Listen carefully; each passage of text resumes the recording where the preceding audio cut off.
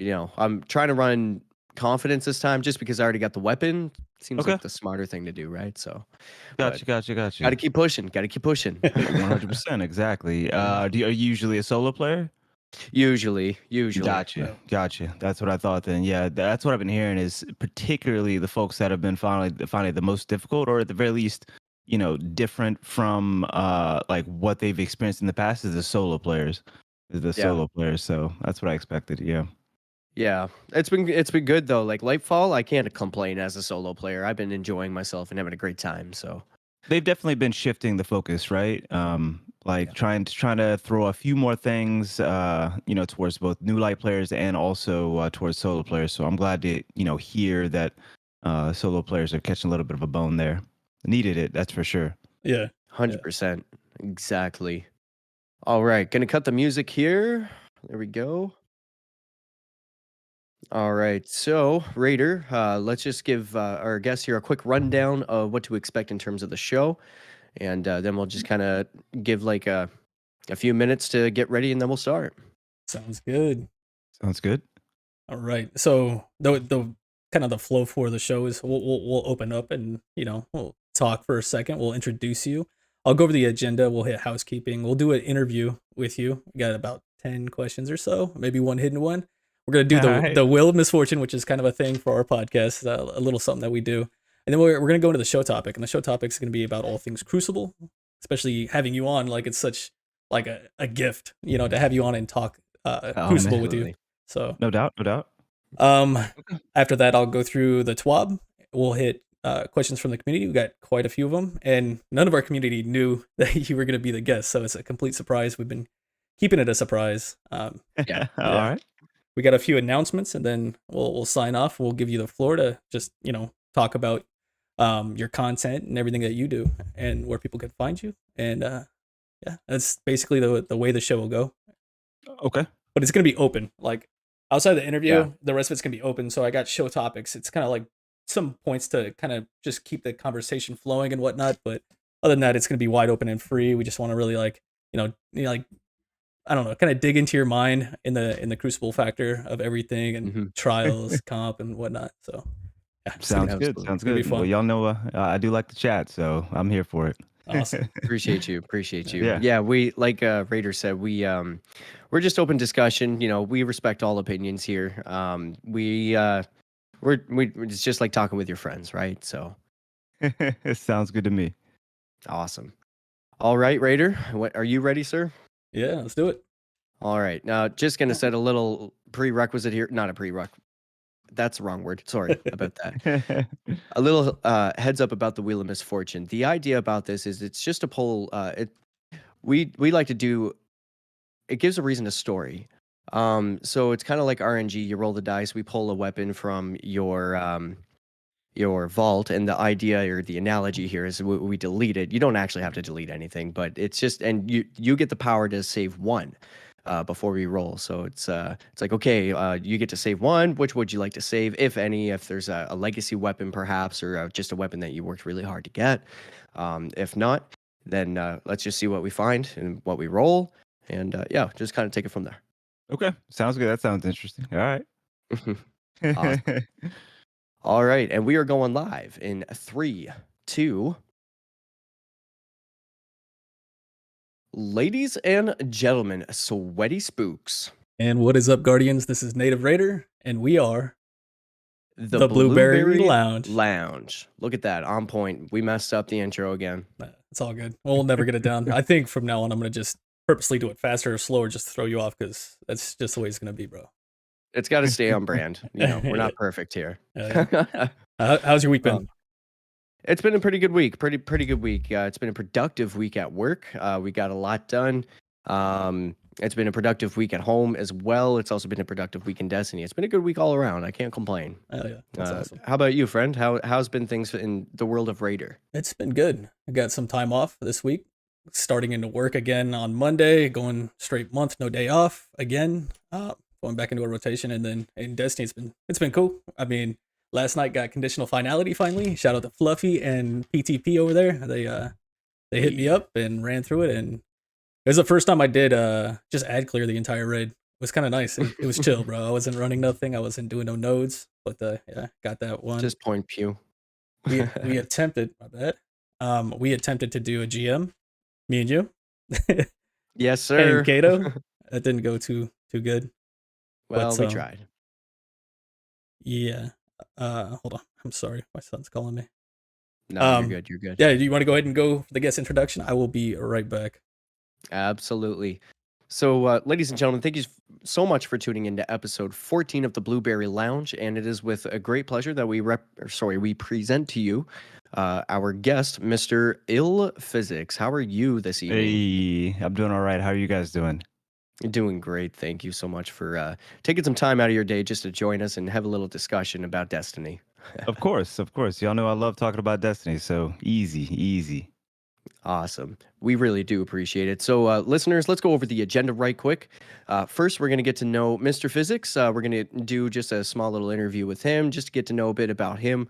We're going to do the Wheel of Misfortune, and Raider's going to take us into the show topic of the week. We're going to probably quickly cover the TWA, but we're going to put a big focus on the show topic this week. And once we get through all of that, we got questions from the community. We got a little bit of housekeeping in terms of announcements, and we'll throw in some plugs and sign off for the evening. So, Raider, why don't you bring us into our first guest question, sir? Okay, so Mr. Ill.Physics, Ooh. tell us a little bit about yourself, like anything that you want to share with our community and everybody listening. All right. Well, my name is Ill.Physics, aka Tony, if you guys did not previously know me. And I play PvP mainly for Destiny 2. I'm a content creator. Play quite a bit of PvE as well, but PvP is definitely my focus and my love, first and foremost, when it comes to the game. I play a few other games, but mostly Destiny 2 has been, my creator love. I play quite a bit of Apex. Man, I love me some Phasmophobia. So I dabble here and there. Before content creation, like I spent like a decade working for the federal government here in the States as a biomedical engineer. And so I definitely have at least a few degrees in biomedical engineering. So all my engineers out there, big love to you guys. All my STEM folks out there, big love. A little bit older. I'll turn 40 in June. So I'm definitely, I'm not a dad, but I'm dad gaming, I suppose. Absolutely. You're speaking so, to the right crowd. Yeah, got to represent for all my older, mature adults out there that maybe have a few more perspectives on life than just video gaming, right? So so much of what I've done, what I've experienced, so much of sports and sportsmanship. I've played quite a few sports in my time, both for school, basketball, track, but also just recreationally.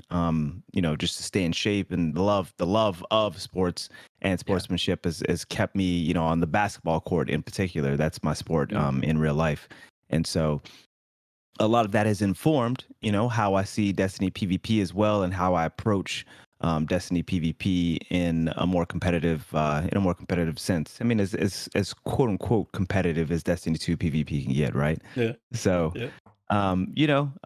but all of that just kind of informs my perspective on sportsmanship and on how I approach the community at large, the Destiny community at large. Whether it be folks that are a little bit more competitive, or competitive minded, a lot of intention behind how they play PvP, or folks that are just trying to chill, just get off of work, popping a few beers, just trying to have a good time with the buds or solo, and just get in there and mix it up with Sweet Business and Actium War Rig, So. I just got massive love for like everybody and what they adore about Destiny as a franchise, how it feels, the gunplay, the movement, the silliness, the fashion, everything doesn't have to be so serious, all the time either. So yeah, that's kind of a little bit of my background, and of course I can give you the blurb at the end as far as where you can find me, but yeah, that's me. The physics. The physics, exactly. I love it, man. I love it. Well, you know what? Let's start with this. How did you get your start in gaming? Oh man, dude. Probably like Nintendo, like the original Hey, Nintendo. You know, the That's original Nintendo, Mario Brothers. Duck Hunt. Duck Hunt. Man, what else? I mean, Jeopardy. There was this game called. I'm trying to remember the name of it. You know, a lot of those older like Nintendo games are like iconic, but now I can't remember necessarily the name off the top of my head. But there's yeah. one that Bionic Commando. If y'all don't know that game back in the day, Uh, Bionic Commando was my jam. So yeah, NBA Jam. Speaking of that, Mm-hmm. as we move forward, onto different systems. But yeah, definitely the original Nintendo. But there was like a decent gap. I didn't play as much between the original Nintendo, maybe a little bit of Nintendo 64, and basically shooting it forward to PlayStation 4. Then and that was basically because it was just, I mean, I'm an engineer, right? So much of my life has been just like rigorous like schooling. I've got like a double degree in biological and biomedical engineering undergrad, and then I went to grad school and did biomedical engineering there for my master's. And so it was Jeez. just school, school, school, school, school. And there wasn't much time for gaming. So after I finished up graduate school, that's when I picked back up, and I had my own time to myself. That's when I picked back up like a PlayStation 4, I think. And then I started getting into COD. And so that was my foray into getting a little bit like dipping my toes a little bit into like first person shooters in a more competitive sense. And I played Call of Duty Modern Warfares and Black Ops, I think Advanced Warfare, etc. And eventually, my brother, who's in the military, went overseas, wanted something to play with me, and he got me into Destiny 2. And oh boy, it's just I'm sorry, he got me into the Destiny franchise with Destiny 1, actually, right around the time of Taken King. And like he doesn't play as much. It's one of those stories where he doesn't play as much, but now I'm just kind of hooked, and I have been hooked for the last several years. And so, of course, since then, I guess started PlayStation 4 when didn't start, but started Destiny 2 on PlayStation 4 when it first came out. But hand cannons weren't like hand cannons are a big part of my playstyle, arguably the largest part of my playstyle. And they weren't very good on PlayStation when Destiny 2 first came out for PlayStation 4. And so, but they were good on PC. They were good on PC, and so that's when I made the shift from PlayStation 4 to PC for Destiny 2, and I just never went back after that. And we just been rolling. So that's kind of my story, my story along the gaming timeline. Uh, but yeah, this is where we are now. Awesome, My man. Got some big my good degrees friend Raider there. here. Yeah, my good friend Raider here can relate to you on a couple of those topics. Yeah. And shout out to your brother for serving. Like, thank you for your service as well. Yeah. My family's like a big service family. My dad, military. My grandfather, military. My brother is longtime like police. So yeah, a lot of service in the family for sure. That's awesome. What branch, by chance? Oh man, Army. My dad, Yeah. Army. Army. My grandfather. I think it's all Army. Army. My brother-in-law as well. So yeah, just a lot of Army. That's good to hear, bro. I was in the army for 10 years before I Oh got wow, out. So that's cool. very cool, I love hearing that. very cool. Yep, big service family. Hell yeah. And my son, he's actually getting ready he wants to join the army as well. He wants to be infantry like me. And Mm, so he's all about it. He's going to be 17 soon. So he's been looking into it. I'm going to start training him once school gets out and, get rucks in and runs in and teaching him just little basic, stuff, basic soldiering basically. And yeah, it's exciting. It's yeah, exciting. that sounds awesome. It's always amazing when you're able to pass something on like that, to the kids. Something like something that you love, something that was a big part of your life, right? Mhm. And of course, I'm just kind of like I don't have kids, so I can only relate to what my dad passed on to me. Mutual interests, that we have, of course. But yeah, very very cool. Yeah. All right. Let's get to the next question here. What are some of your other hobbies besides gaming? thinking basketball was one of them. Yeah. Basketball is one Yeah. of them. Definitely weightlifting and just general gym rattery, I guess. um, and let me see, hiking. I love hiking.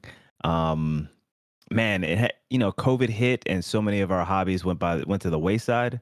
Man, I used to be a big whiskey drinker and like bourbon connoisseur, and so still definitely have a taste for that. But don't. I'm a big social drinker more than anything else. So, I'm not gonna just be. I mean, unless I'm just sipping something with my dad here at the house, that's about it.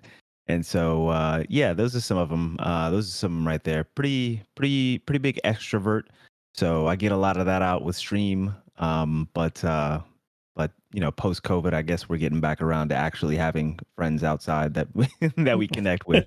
So, Yeah. so yeah, those are the big ones right there. Yeah, exactly. With spring coming around here, like I'm a little north. I'm in Canada. Nice, nice, But nice. with that sun coming around again, starting to feel that warmth in the back of the neck. Fishing season just opened up this weekend, which is fantastic. I love seeing the pictures of all my friends starting to catch the bass, and looking forward to that outdoor adventure stuff again. So Definitely. I because love that stuff. I love that stuff. 100% camping, I love that stuff. So I'm right there with you. yeah, me and my dad do a camping trip every year. It's on the end of May. We call it the May long weekend. We do it in honor of one of our fallen. So we do it to celebrate him and just come together and have like a big massive barbecue. Or probably got smoked a pork shoulder somewhere and Oh lots of man. alcohol. Very cool. Very, very cool. Yeah, it's a That's what's life up. celebration. Yeah, I love it. I love it. So I got a question for you, physics. Yeah. Now, this is something that I've just a niche thing that I've noticed in terms of PvP. I don't claim to have a whole lot of time invested in there, but one thing I've noticed is it's really hard, certainly in comparison to Call of Duty, to remember the names of Crucible maps. In conversation, you're always trying to think, okay, what's the name of the map though? You know what point I'm talking about? Is it outside or is it inside? Is it by spire? Is it by toilet?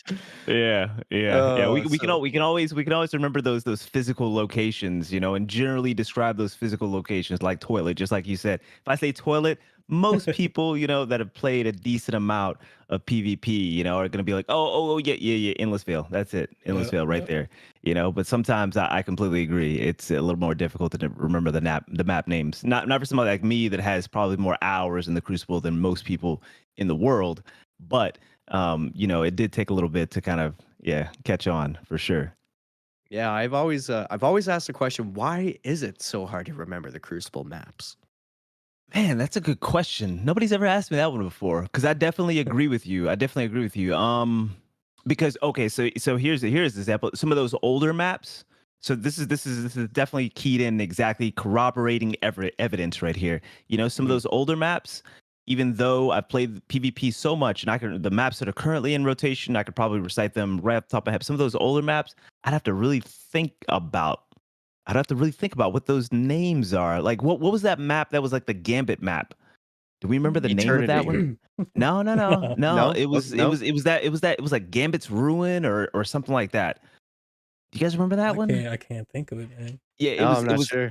it was only in the game for like a short amount of time. See, that's what we're talking about. You're absolutely right, basically. I'm basically correct. That was corroborating evidence, to back up your claim that these maps, darn it. Yeah, exactly. That would be a good um, trivia question for tomorrow there, Raider. Yeah. Yeah. yeah, that's true. Hey, there you go. There you go. That would be a great question, I actually. might do Great that question. actually. I might do that because Yeah. once we go through the Jeopardy, I'm gonna have a final question, and I still haven't decided on what the question is yet. I got a couple ideas, so Bonus round. yeah, bonus There you round. There you go. go. There you go. So I don't know why some of them are a little more. Maybe it's because honestly I just don't know. I just don't know because it's not like I can remember any of the map names for Call of Duty. I don't know. I don't know. It's a good I got question. I got an analogy for it. All right, I'm So listening. I had like this epiphany one day about it. I don't know why, but it was like, okay, wait, okay. So in Call of Duty, and this was during a time where we hadn't got the Crucible update yet. So I mean, most folks are probably, I'll say, under quite a bit of pressure. We'll say. So just thinking about it, trying to come at the thought from a objective perspective, if you will.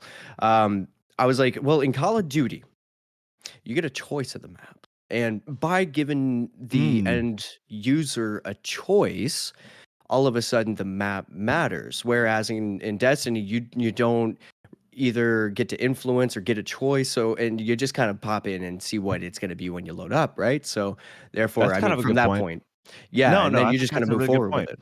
Yeah, okay, I think it's a good point. We're talking about map selection, map choice. Like you can actually have an actual choice of which map. Like what are they have an actual like name for this? Like map selection. Like whenever you are queuing up or whatnot. Correct? Yeah, Mhm. You have pre-lobby map everybody. selection. Yeah. Yeah. Thank you, thank you, thank you. Exactly, exactly. So I think that's a really great point. Actually, you'll probably know much more of the names just by soaking up that like subconsciously soaking up that information right there, clicking this, clicking that. But in your mind, you're thinking, this name, this name. So yeah, that's probably a good point. Actually, in Destiny 2, you're just kind of, they just throw it at you. Mhm. I mean, unless you're in scrims or something like that where you get the True. choice, then it matters a little bit more. Yeah, yeah. True, I but then mean, if you remember the name, it's only gonna be 4 maps. So yeah. That In, yeah. in scrims, when we do our scrims, like we see that too. Like, all right, hey, you pick the next map, and then be like, it's that one. It kind of looks like this, and it's kind of like that. B's over here somewhere. You know what I mean? Like, I think there's Yeah. fire. yeah. Except for Jav 4. Jav 4 is the one that everybody I feel like can remember. Like Jav 4 Yeah. seems to be like the one that everybody can get to. Yeah, yeah. It seems like it's that map for Destiny 2. I mean, remember that Javelin 4 was the map that they ended up putting into Fortnite, right? When there was the Destiny 2 Fortnite crossover. So Yes. it's clearly the map, for Destiny 2 that most folks know it by. So that's understandable. It's also the best map. I do like it. I gotta ask you this because I really, really like your gamer tag. What is with the gamer tag? Like, where did you come up with that? Like ill-physics, it sounds sophisticated yet also a little bit raw. You know what I mean? So, like, where did you come up with that? Yeah. I mean, ill as far as kind of like a slang word, right? Yeah. Is I guess maybe from the 90s, 80s, 90s or whatnot. And of course that's kind of my childhood. Um Physics being like I'm just big into utilizing movement in PvP as a skill gap. As much as possible, of course. There's only so much. It's not like it's Apex where movement is a little bit more of a skill gap, or some other first and third person games, shooter games in the past or currently. And so that's basically where it came from. Was like just my love of Destiny 2's movement mechanics and utilizing those in very obvious or straightforward ways, and maybe some more like nuanced ways in order to create a skill gap between myself and my opponent. So, yep, ill physics. Yeah, it's dope. I like it. I still use the word ill, so I didn't Yep, know it was that yep. old though. I mean, I'm about to be 36. I guess you said We'd 80s, 90s. have Like, to God dang. we'd have to Google it. We'd have to Google it, But I mean, it was something I know it was definitely in the 90s. I know it was Yeah, well for sure. represented in music in the 90s. So, Mhm. but we'd have to look it up. I would say didn't mean to give up my age, but I mean, I definitely did right as we started. So I'm good. You're I'm good. Hey, it's all good. Like I said, you're speaking to the right crowd. Yeah, So 100%. you may hear us reference our good friend Fluffy Finger. Shout out to Fluffy, by the way, and his crew for going flawless this weekend. You may actually see his name in a Lego LaFlash YouTube video. Oh, very cool. Very cool. Yeah.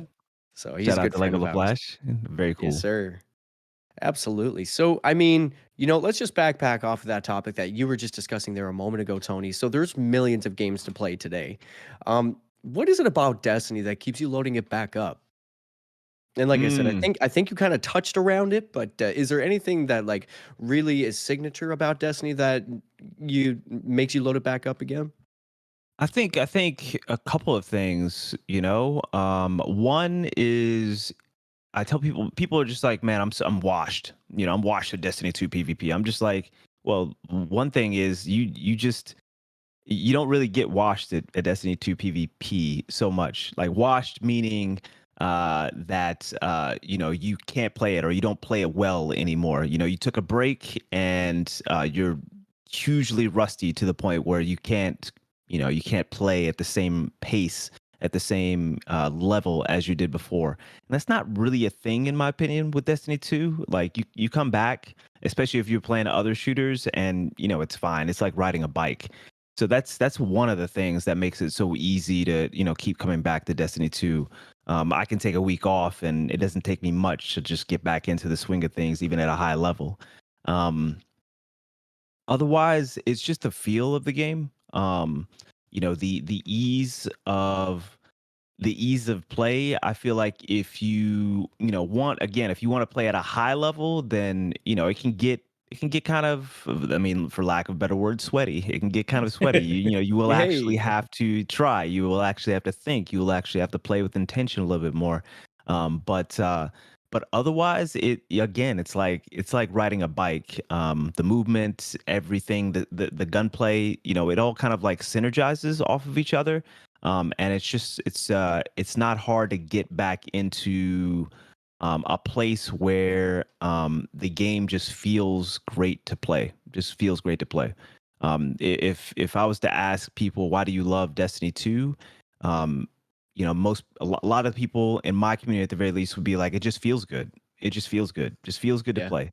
The gunplay feels good. The movement feels good. The movement and the gunplay, but especially the movement. If we're talking about something in comparison to like Apex, the movement is very accessible. I've talked about this quite a bit. The fact that you can pretty much, someone could see a movement, and then they can equip it themselves, and they generally know how to utilize that same movement that they just saw on a clip or something like that to their advantage, in their gameplay loop. And so the movement is very accessible in that regard. Chaining different movements with a particularly intention, in a competitive setting. Of course, we could talk about getting into the nitty gritty of that, but for the most part, as far as like fitting it into a gameplay loop, people can imagine how it looks, equip it, and then they can create something that looks similar right off the rip for the most part. So it just feels good, and then it's just very accessible. It's very accessible. So. I have to say, as a person that also likes to, as a hobbyist, I guess, go over to Apex, and I like to play as Octane, and I like to throw on the Wingman. Oh yeah. Oh my goodness, that recoil direction is an adjustment for a minute. The recoil, the recoil. It's kind of like like the way that I describe it. Wingman and Apex Legends is between the recoil of a 140 hand cannon, for example, and a 180. It's like right there, smack in between.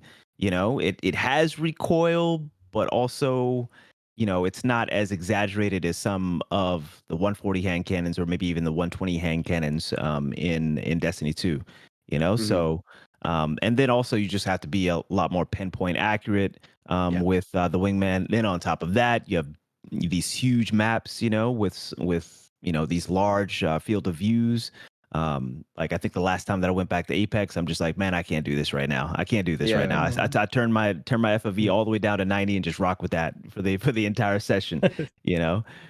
So like a lot of differences that definitely make Wingman a little bit more challenging, but still, I'll Wingman 9 times out of 10 whenever I hop back over there. Love it. Hand cannons, love it. Oh yeah. You taught me a mechanic when you were taking a break from Destiny 2 when you were playing Apex, and that had to do with that reticle reset. That I had no idea that was a thing, and then we got into stability in terms of Destiny 2 and the relation there. So thank you for that. I appreciate that. Yeah, they operate similar. Got to let that reticle come on back down, Yeah. Exactly. Hand cannons are not my forte. That's something that I need to practice more in. But oh, shout out to Moira in the chat on YouTube on the channel. Gambler's Ruin. I believe he was talking about the map. Thank you. That was it. Gambler's Ruin. That's it. Most definitely. That's it. Thank you, Moira. Always coming through with answers. It's one of our mods in our Discord channel. Always got all the Very info cool. and all the good stuff. So thank you, Moira. Love it. Appreciate you. All Very right. knowledgeable. Yeah. Very, very indeed. All right. So you and Lego LaFlash are an incredible duo on Massive Breakdowns podcast. Like I listened to it. I think I have an hour left from the one you just posted this morning. I was Holy, you already through it, huh? Whoa, that's I what got I'm an hour talking about. left, but it was good, man. Like I love the conversation and the energy you guys bring together and the knowledge, like the analytics and the data, and like it's amazing. I But appreciate it. how has your journey been since starting to co-host a podcast ever since you guys took over? Oh man, it's my first time hosting a podcast. And so it was, always going to be something that was a challenge to start for sure, as as with doing anything new. And so it's been wonderful, man. It's been wonderful. I mean, Lego is fantastic. I already knew that we had a certain degree of synergy between us, but it's just really become apparent. Um, to both of us and to our the Destiny Massive Breakdowns community. Like it's it's worked out better than we both could have imagined in that regard. So we're having like so much fun. It's we're continuing to kind of like push what we do each episode, and we're coming up with new ideas for picking up new ways to approach the content, and also engage with our audience, specifically our Patreon audience.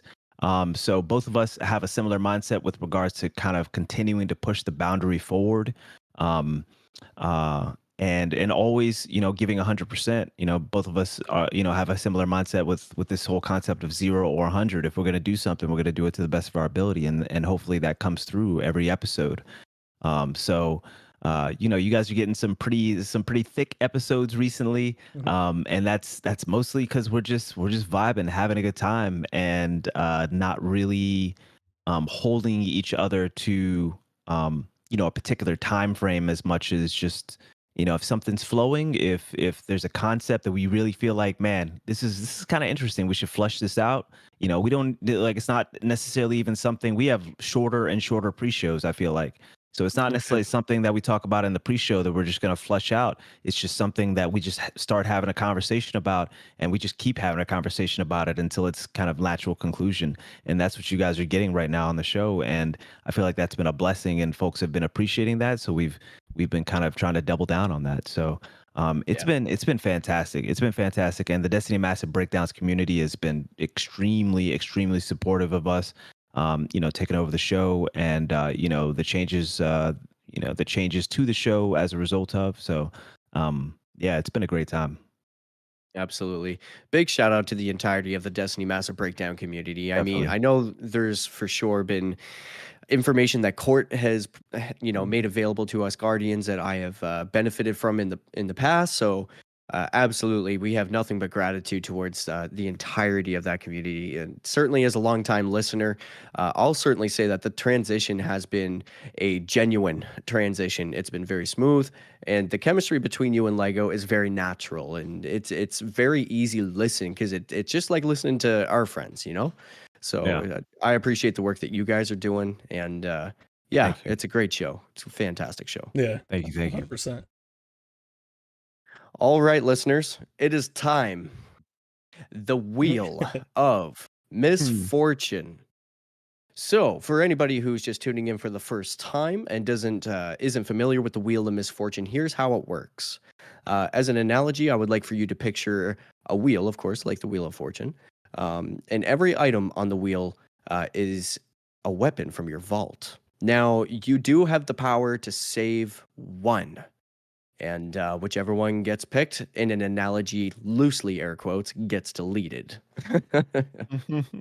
So let's start. Mr. Physics, in order to do this, we're going to require dim, so that way we can randomize loadout weapons only. And All right. I can break it down with an RNG generator from there. However, before we take that step, is there, out of curiosity, any weapon that you would like to save from permanent deletion from Dado Ninja through your vault? First of all, Data will never touch my vault. I heard that on the episode too. Data will never touch my vault. Big love to the homie, of course, but nah, it ain't gonna happen. Let me see. This is a particular weapon and role, correct? I would imagine. It could be anything that you'd like to keep Yeah. because the idea is it's RNG, nothing is safe, and you can only protect one. Okay, but a weapon Oh, or a weapon roll. Yeah, So if like I gotcha. do I say Hawk Moon or do I say Hawk Moon with rangefinder, blah blah blah, this particular weapon? that specific one, yeah. That's what I thought. Particular All right. weapon. Yep. Yeah. My All right. apologies. No, no, it's okay. I was definitely trying to cheat. But I wanted to make sure. I wanted to make sure. Trying to save them all, bro. I'm trying to save them all. Man, let me see. If there's gonna be a particular weapon that I would save, it has to be. Yeah, that's a tough one. That's a tough one. That's a tough one. I think okay. I think it has to be my rapid hit rangefinder spare rations. I think it's got to be. Ooh, Okay. I think it's got to tell be. us about it. Tell us about it. Yeah. It was the weapon that, first of all, I think I have something like 50,000 kills in pubs. I mean, I don't know how many I have in PV, I mean, in private matches, but in pubs, 50,000 on all my spare rations. Love spare rations. Look forward to it coming back next, I think next season or the season afterwards. It was at a time where Rapid Hit was at its strongest as a perk. So if folks aren't familiar with Rapid Hit, it's a perk that comes on weapons in Destiny 2, where once you hit a headshot, it gives you stability and reload. I think those are the only two that it gives you. It gives you a boost to stability and reload, and it stacks up to 5 times. I think 5 times. And so you get increasing amounts of stability and reload speed each time that you hit a head, and that you stack those stacks of rapid hit within a certain amount of time. Obviously, it goes away if you don't hit a successive head after like a second or two, right? And so this was at a time that I was running a lot of scrims, trying to get better at PvP. It was like a formative time for me, as far as getting better at PvP. I was just doing scrims pretty much for 6 to 9 months straight with very little anything else. Mhm. Trying to just accelerate how I got how I got better at PvP. And Spare Rations was one of the main hand cannons at that time. Rangefinder, a very powerful perk. Rapid Hit, just a really good perk for just staying, like it allowed you to mitigate flinch. Number one, you get flinched. Well, if you have Rapid Hit active, it's going to pull it right back down anyway. And so that was probably the biggest reason, the biggest value that it had to me, because in private matches, people really don't, at that level, people don't miss shots, right? Yeah. So you're always getting flinched. You're getting flinched more there than you're getting flinched anywhere else in the Crucible. Add that to the fact that I don't know if a lot of people know or recognize.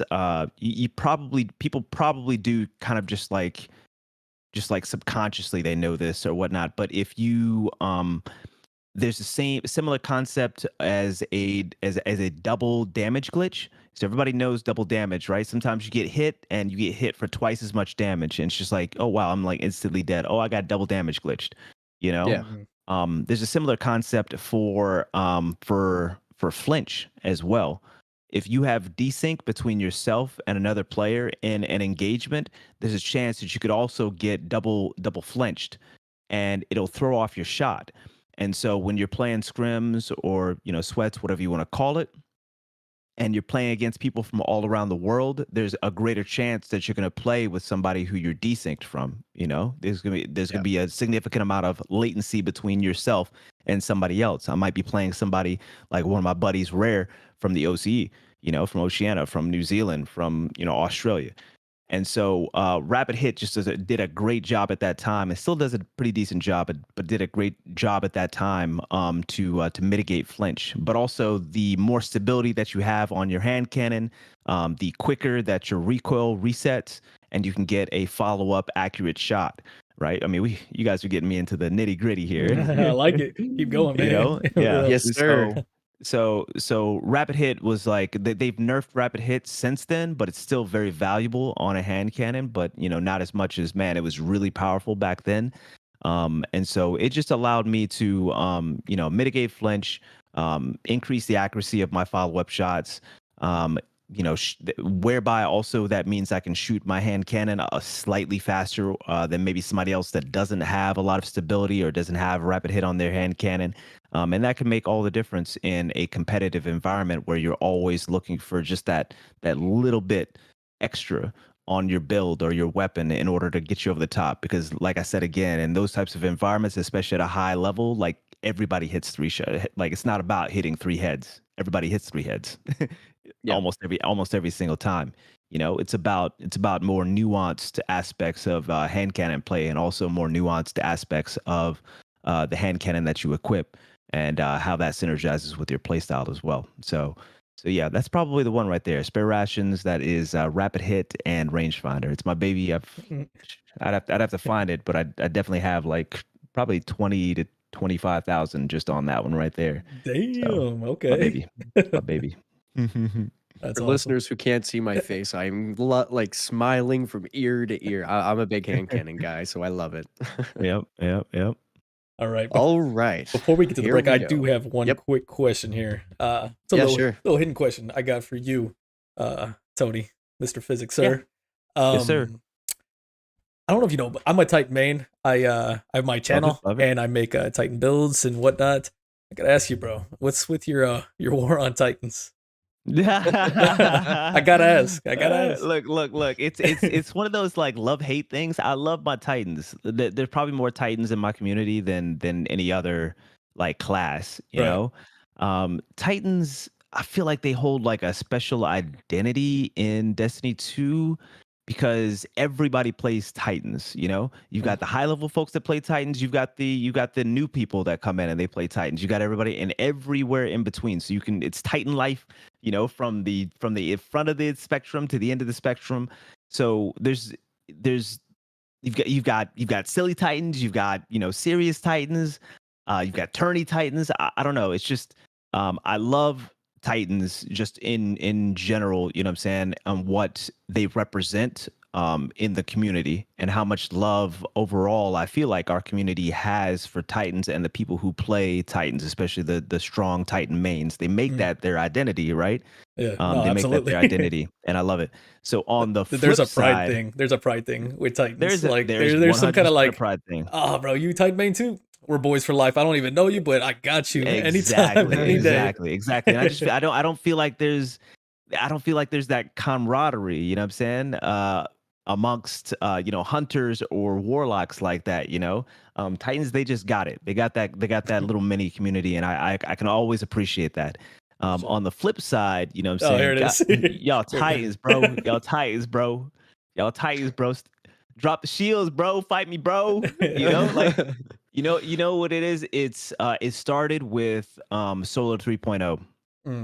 Where I started to see a shift in my Titans, man, and the behavior of my Titans. I would see them sitting behind shields with that Loreley. They wouldn't press anymore. Shotguns got nerfed into the ground. You know what I'm saying? Like, so they just didn't feel comfortable anymore. They wouldn't press. They wouldn't come out from behind their shields, and I would just be sitting there, just like a flame coming out of my head. I can't stand it. Like, I can't stand to see my Titans be like this, just absolutely super passive. Yeah. Then Void 3.0 comes along, Marianas, yep. And it was like over shields. So it's like they're sitting behind shields still, always got to pop a shield first. And it's just like, man, it's crazy to see my Titans, be like that. And I'm not saying all Titans are like that. Still, there's quite a few W key warriors. I love to see it. You know what I'm saying? No brain, all dubs. Hell yeah. So, and I'm not saying that that's how Titan has to be played. Titan's like probably the most versatile. I would say one of the most versatile, if not the most versatile class. I know a lot of folks may not necessarily like see what I'm saying with that, but it's just like Titans can play it. They can play it passive, obviously. Hopefully everybody recognizes that by now. Yeah. Or they have the kit to play it, W key. They can play it at range to a degree. I think that's probably their biggest weakness is the kit that they can play kind of at range. But man, you get them in the mid range or close range, and they're absolutely deadly. So That's why you can see Titans still be played at a very high level, in a variety of circumstances. So the war on Titans. Sorry, I'm getting off track here. The war on Titans is really just about once Titans started getting that Solar 3.0, Void 3.0 kit in particular. You just saw the playstyle of Titan become a lot more passive. In general, you saw people setting up barricades, to get overshields, waiting for barricades to get overshields, waiting for bubbles, things along that sense. And it just became very, very difficult to get them out of that stall, that they put on the game. Yeah. They put up a barricade with an overshield and you can't push them. We don't really have very many tools to push that, especially with how strong in close quarters Titans have gotten with Arc 3.0, right? Yeah. They just have the strongest like CQC close quarter kit right now, to the point where they put up a barricade and you just have to wait half the time, or you have to go around it or something along that line. So that's the war on Titans is the play style, that I guess the meta, the sandbox has incentivized Titans to actually pick up, because it's not something that just happened. I'm sure that most Titans, especially Titan mains, would like to continue to W key and just do what they do. And Immortal and Shotguns coming back into the mix, and Fusions coming back into the mix a lot more, have allowed Titans to readopt that playstyle. And I'm loving seeing that. Because I know that that's fun for me, to always kind of be getting into these engagements and not have to wait for a Titan barricade to come up or something like that. But I'm sure on the opposite end, my Titans also don't necessarily enjoy setting up a barricade and sitting there waiting and that sort of thing. So, Nope. The war on Titans, like I said, is just kind of like my meme, because it's just really, really difficult to press a Titan if they decide they want to set up shop, and that's where the trippies come in. So gotta get them off that barricade. Let's go, Titans. Stay strong. Stay strong, brothers and sisters. That's right. Got you. That's right. No, that's true. It's true. I've said it millions of times. Like don't worry about what I'm talking about, baby. Don't worry about it. You just keep doing you. You keep doing you, Titans. I'm gonna keep doing me. You keep doing you. Don't worry about what I'm talking about. Hell yeah. That was awesome. I had to throw that one in there. Yeah, Absolutely. that was a great question. Yeah, great question. I mean, I'm a hunter main, but whenever I do play Titan, it is Arc Titan. So yeah, Oh, yeah. for Mhm. sure. That's and all I I do do. enjoy that game loop. So Yeah. Yeah. I never use barricades really in Crucible. I like thruster way, way, way better. True Titan. I love it. WP Warrior. Yep. Love it. All right, guys. So we'll go on a quick break here, and we'll hold jump. on. We didn't turn the wheel here. Oh, we still gotta spin the wheel, bruh. My bad. I got us all distracted and stuff with that question. Apologies. No, it's all good. Turn the No, wheel. you're good. Let me re-randomize. All right.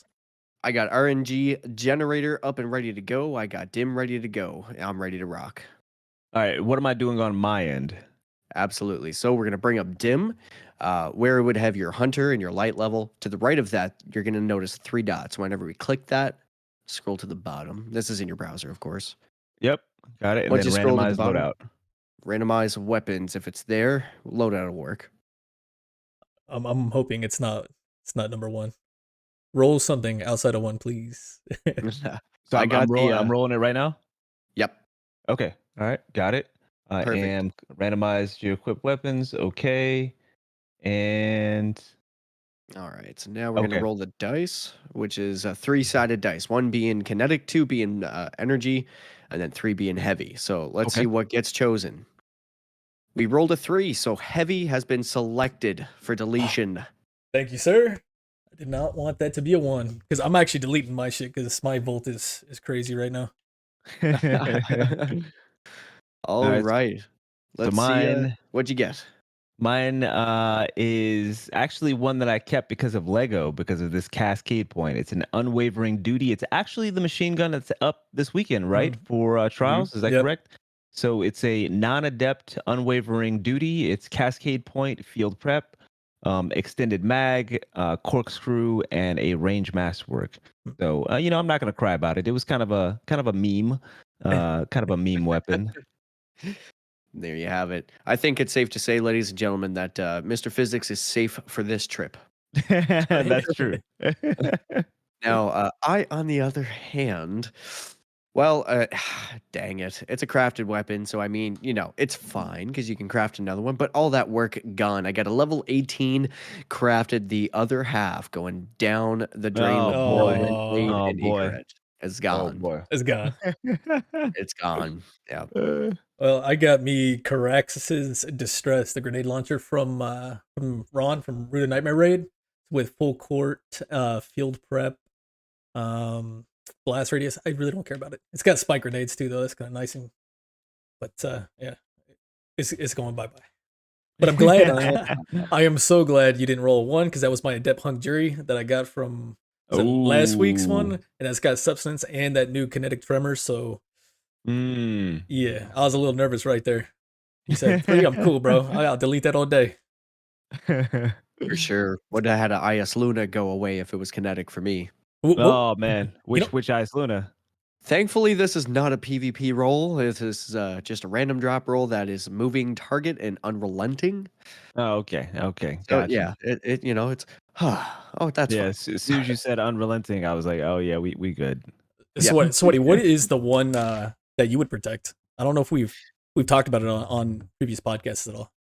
Oh my Which goodness. oh talking to Spooks, gotcha. Yeah. Like which one he would protect. Okay, so singular weapon. It's going to be a hand cannon. It's always going to be. You know what? I think I know exactly what it's going to be. This is going to be the very first adept weapon that I have ever received. And there would be a time where I wouldn't use it, but you know what? We've been reacquainted this weekend with it. And I've been back on my Young Umkara BS. What can I say? It's a nice map. It's fun. It's better than Void for this map. I tried, trust me. But the weapon that I would save is going to be my Igneous Hammer Adept. Ooh. I don't have as prestigious numbers as Mr. Physics here, but I will say it's got my highest kill count on it, and I'm quite proud of it. Rating it at just shy of 2,700. Crucible opponents defeated. We get 95 range. This is a range masterwork. We get Rampage, Quick Draw, Flared, Magwell, and Hammerforge Rifling, and I got the Adept range on it. Or I'll swap from the range to the Adept backup mag, just so that way I could have 12 in the mag if I feel that I'm taking longer gunfights. Gotcha. Very cool. Sounds very similar to an Igneous that was my favorite back before Quick Draw got nerfed during the 120 meta. I also used the Quick Draw Rampage. It was nasty back then. Oh my god. And as you were talking about Rapid Hit, it was kind of hurting my soul because I deleted an Igneous Hammer that was adept with Rapid Hit and Snapshot on it with a Stability Masterwork. No. Floated, Ricochet. No. Yeah, and this would be a time where I did not know what a hand cannon was. Spooks, albeit, no. That's the dream. That's the dream right there. Yes, sir. I'll put in the work. Hopefully, we can get another one when it comes back around. But yes, sir. Yep. Snapshot Rapid Hit is the roll. That's it right now. Gotcha. The feels. Yep. All right. Raider, you got anything else before our little break there? Well, for my weapon that I would protect is my out-of-bounds submachine gun. It's not one that you see a lot in the Crucible, but it's my absolute love of my life when it comes to weapons in this game. Like I am about to hit 2,000 kills, Crucible kills with it. And nice. Yeah, this one's got a moving target, rangefinder. I got light mag and fluted with a range masterwork, and it's dominant, man. Like if I'm not out of that the name of it? Out of bounds. It's the Crucible one. Oh, it's out of bounds. Gotcha. Yeah. Yep. 900 RPM. It is nice, man. Like, and I've had other rolls of this, and it was trash. But for some reason, this is like the perfect. I don't know. The stars aligned on these rolls for me, and it's hard to replace it, especially now that Teraba is sad. Teraba is sad right now. So the nerf to Teraba was pretty substantial. You think? Yeah, I mean, even though it was just that 1 point of range value, you could feel it. You feel it. The zoom value. The zoom value. The zoom value. Yeah. Zoom is huge on SMG, so it makes sense. But I haven't actually gotten anybody's feedback on that since the changes happened on Tuesday. So, okay. Sad for us Terra Bros out there, you know? Sad for us Terra Bros. All right. Last question, just before we break, since I got it on the front of the brain, and this is probably my only opportunity to get the clarification and find out what the role is. Tony, Yeah. Crisis what's up? Inverted. Dream Yep. roll, walk me through it. Dream roll. It's actually very similar to Spare Rations. It's actually Rapid Hit Rangefinder. So it's Okay. rapid hit rangefinder. It's fluted. It's ricochet rounds, and it's a range masterwork. And so fluted. I mean, I'm not sure if you guys have heard me talk about. If you guys listen to the podcast, the stat stairs on hand cannons. Yep. Yeah, and so you want your range value right there, and then you want a little more stability than range, and then ideally you're gonna want like a lot of handling, so a little bit more handling than stability. And I'm pretty sure that that's what affords it is the fluted, the ricochet rounds, and the range of masterwork. But yeah, rapid hit and rangefinder from there. It ends up coming in with just the right amount of range in order to compete in this meta. And maybe even the last meta as well, when pulse rifles were going a little bit more burr, and submachine guns weren't as prevalent, so therefore the meta was a little bit longer range. It just feels good. I've got some close ones, but not close enough. I've gotten like some 4 out of 5s. They just don't want to drop it for me. They do not want to drop it for me. but that's what I would want on it for sure. There's some other like good roles for it. Like elemental capacitor is really, really nice on it. I've been really talking about that perk a lot. Because on arc you get plus 50 handling, so that's actually the best way to run it, is to have everything else kind of be high range, high stability, not that much handling, but if you end up just having elemental capacitor, right, you get plus 50. You don't get plus 50 anywhere else basically on another subclass. Void is really nice. I think you get plus 20 stability. Stasis is the sleeper. You get like a juiced moving target. Like it's you get I think 5% ADS reduction, movement speed, and so movement penalty, I should say. That means it also, just like moving target, can go beyond the strafe cap of 10. So if, for example, you have 10 mobility on a hunter, then the movement reduction I can't remember exactly how you say this, but the ADS movement reduction penalty, that 5%, that 5% scalar or whatnot, goes beyond that strafe speed that you have at 10, allowing you to strafe even faster. And so it's really, really nice on stasis. I've made a couple builds for that. So elemental capacitor is a fantastic one to have on the end. You got moving target, which means you can go moving target elemental capacitor. You can go moving target rangefinder. You can also go moving target. Another one that's on the end that I really love is snapshot as well. That's one of my favorites. But you kind of need rangefinder in this meta on a hand cannon, especially if you're playing a lot of competitive games. But in general, the role for me for sure would be that fluted, ricochet rounds, range masterwork, rapid hit, and rangefinder. Perfect. I got 55 Engram sitting with Shaq, so I can't wait to see if I can pull it. Hey, good luck, because they ain't giving it to me, so it's all you. Yeah. It's good to know. Like, I'm not a hand cannon guy, but I'm going to keep my eye out because I've deleted so many of those. I don't even look at them. I don't even look at the rolls. I just delete. So hey, we got to make my space eye out. somehow. I'm going to keep my eye out. All right. All right, ladies and gentlemen, we're going to take a quick break. And once we come back, we are going to dive right into the show topic right after this.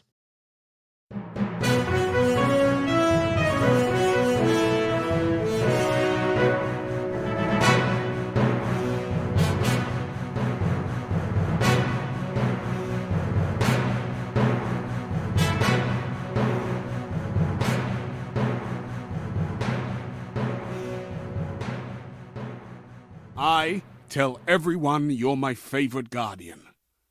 Who cares? You fight like an animal.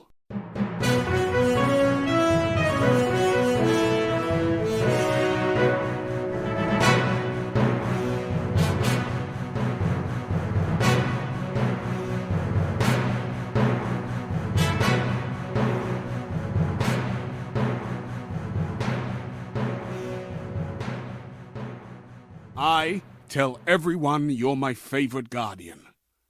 Who cares? You fight like an animal.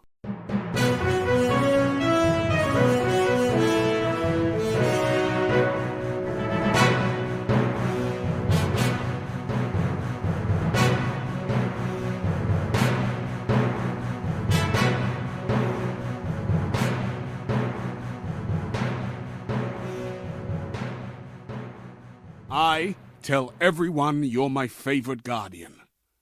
Who cares? You fight like an animal.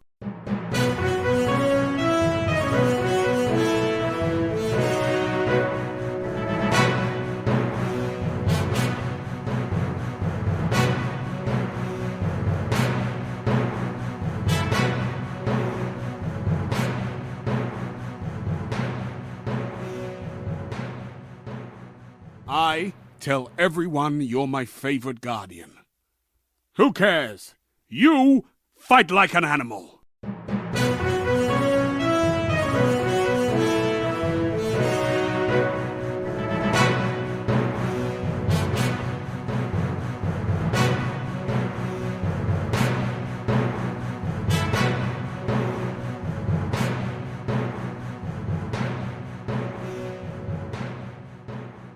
I tell everyone you're my favorite guardian. Who cares? You fight like an animal.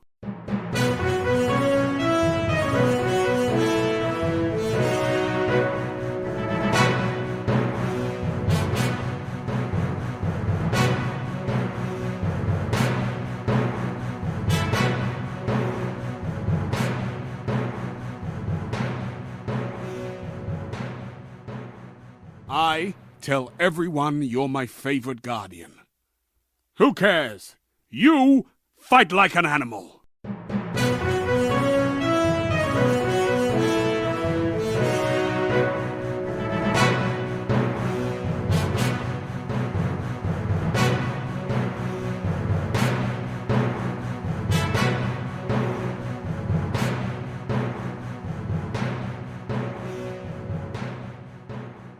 I tell everyone you're my favorite guardian. Who cares? You fight like an animal.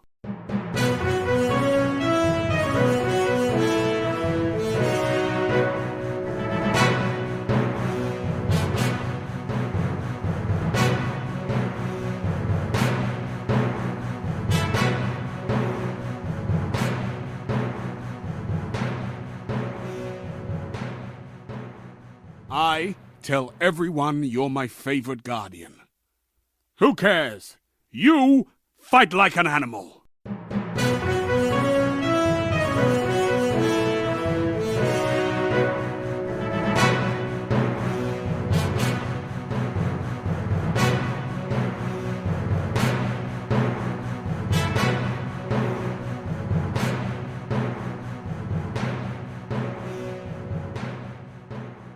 I tell everyone you're my favorite guardian. Who cares? You fight like an animal.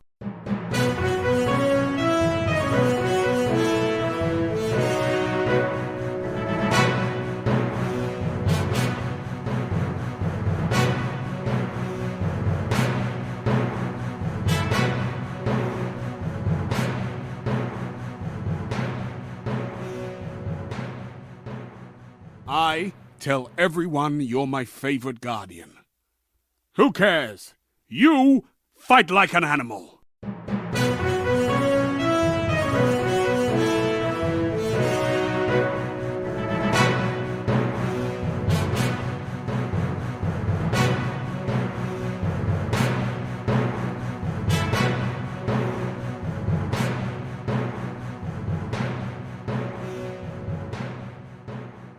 I tell everyone you're my favorite guardian. Who cares? You fight like an animal.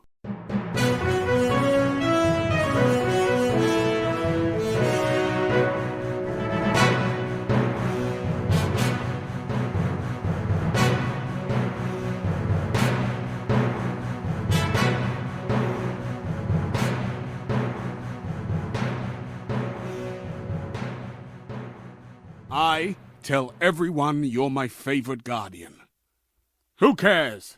You fight like an animal.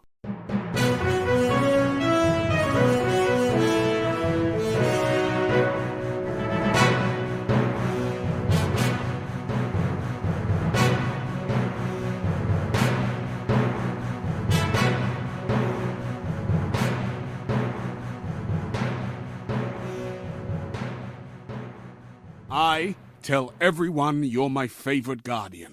Whenever you're ready, count us in, brother. All right, we're good. Go for it. Live. In 3, 2. All right, guys, welcome Ladies and- back. My bad. Go ahead, bro. Well, go ahead.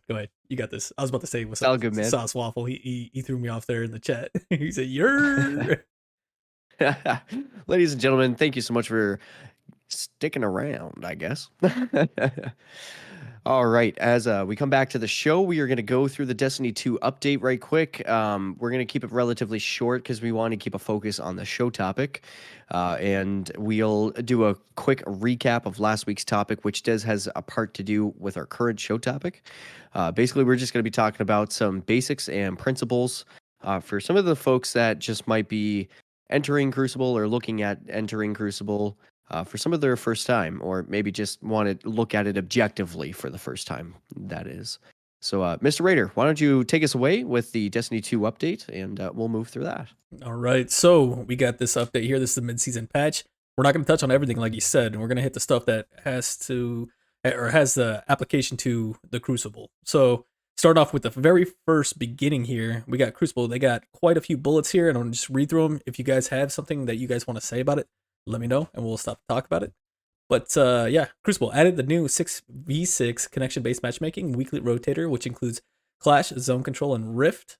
The existing 6v6 party rotator is now Mayhem, Momentum Control, and Scorched. I think that's pretty cool. I like that they did this. Like this is a nice change.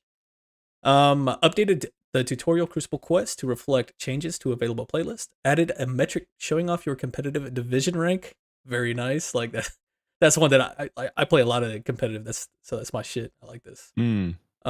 Ascendant competitive division players can now purchase the emblem from Shaxx. So if you got that Ascendant, go get that emblem and show your flex a little bit. Fix the errant, glorious, and dredging warding and gilding. All players must reclaim / reguild their titles if they've completed the requisite triumphs. Increase the strength and respawn overshield in Crucible. I kind of hate that. I'll be honest. In Rift, activating grapple no longer drops spark. In Rift, players can no longer dunk the spark while moving faster than 15 meters per second or while using grapple ability. Okay. Any thoughts on any of those points, gentlemen? Nothing in particular for me. Yeah, nothing in particular for me. I guess I am glad to, in general, see that folks can't like grapple. Well, I guess they couldn't necessarily. I can't remember whether they grapple, but shoulder charge the 15 meters per second. They can't shoulder charge into the spark anymore because that was definitely causing a little bit of an issue. But yeah, no, I actually thought that most of what occurred in that patch was pretty reasonable. Okay, so we'll move on to the weapon archetypes. So these are the ones that should, correct me if I'm wrong, but should be like overall, like the entire game, not just PvE. This is PvP as well. So the Ikelos SMG, we knew that this was coming. They had talked about it in a previous TWAB about how the recoil was just like there was some kind of what do you call it, like intrinsic into that build itself of that certain SMG that caused it to have like crazy good recoil, right? So that's now more in line with more of the aggressive SMGs. Hand cannons fixed an issue with the Adept Exalted Truth to have a lower magazine size than the standard version. Was that something that you guys noticed at all? I don't use hand cannons, and I know Exalted Truth is one of those top ones in the Crucible. I actually missed that. I was talking to Lego about that. I just didn't even realize. I'm glad it's changed, of course, but I did not even realize. And I've used a decent amount of the Exalted Truth as well.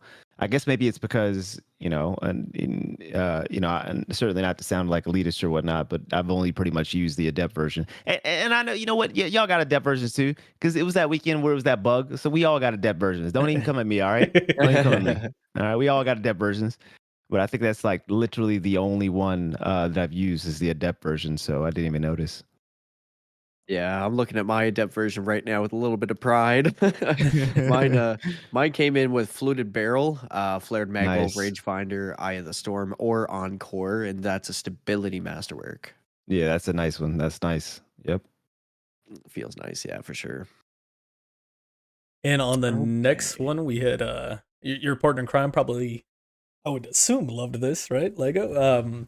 Rapid fires per burst went up from 245 to 260, and per bolt 272 to 28.9. So interesting. Yeah, yeah. I mean, he generally, he had like mixed feelings about it. Basically, he had Mhm. mixed feelings about it. He said it didn't necessarily need it. I don't know if he sees it as welcome or not. But he said it. You know, he didn't feel like rapid fire fusions, necessarily needed it. Basically, Yeah. um, uh, but I mean, it is a consistency buff more than anything else. Considering now, those bolts can hit all resiliences. Basically, they can kill at all resiliences. Are we going to see like a rapid fire fusion meta? Both of us kind of think probably not. Both of us probably think, like probably not. I feel like maybe only the ones that have like god rolls are going to end up really like digging pretty deep with them. But I don't think it's going to make the average like rapid fire fusion user like god tier. Yeah. So Yeah. well, it's kind I of like a wait and suspect we'll see. But Yeah, I suspect we'll see like an uptick in usage, but I don't suspect that it's going to be like oppressive or anything. Like everybody's going to be using it like a mortal level. I guess we shall see. Sometimes things uptick like Immortal, and sometimes things slowly simmer. Like other weapons. So I guess we'll see. Like Cloud Strike. Cloud Strike's a really good example of that, to be honest. Exactly. Moving on, we got trace rifles next. Increase base damage by 4%. Base damage goes from 12 to 12.5. Not huge there, but I don't know. We'll see. I guess I know Wave Splitter.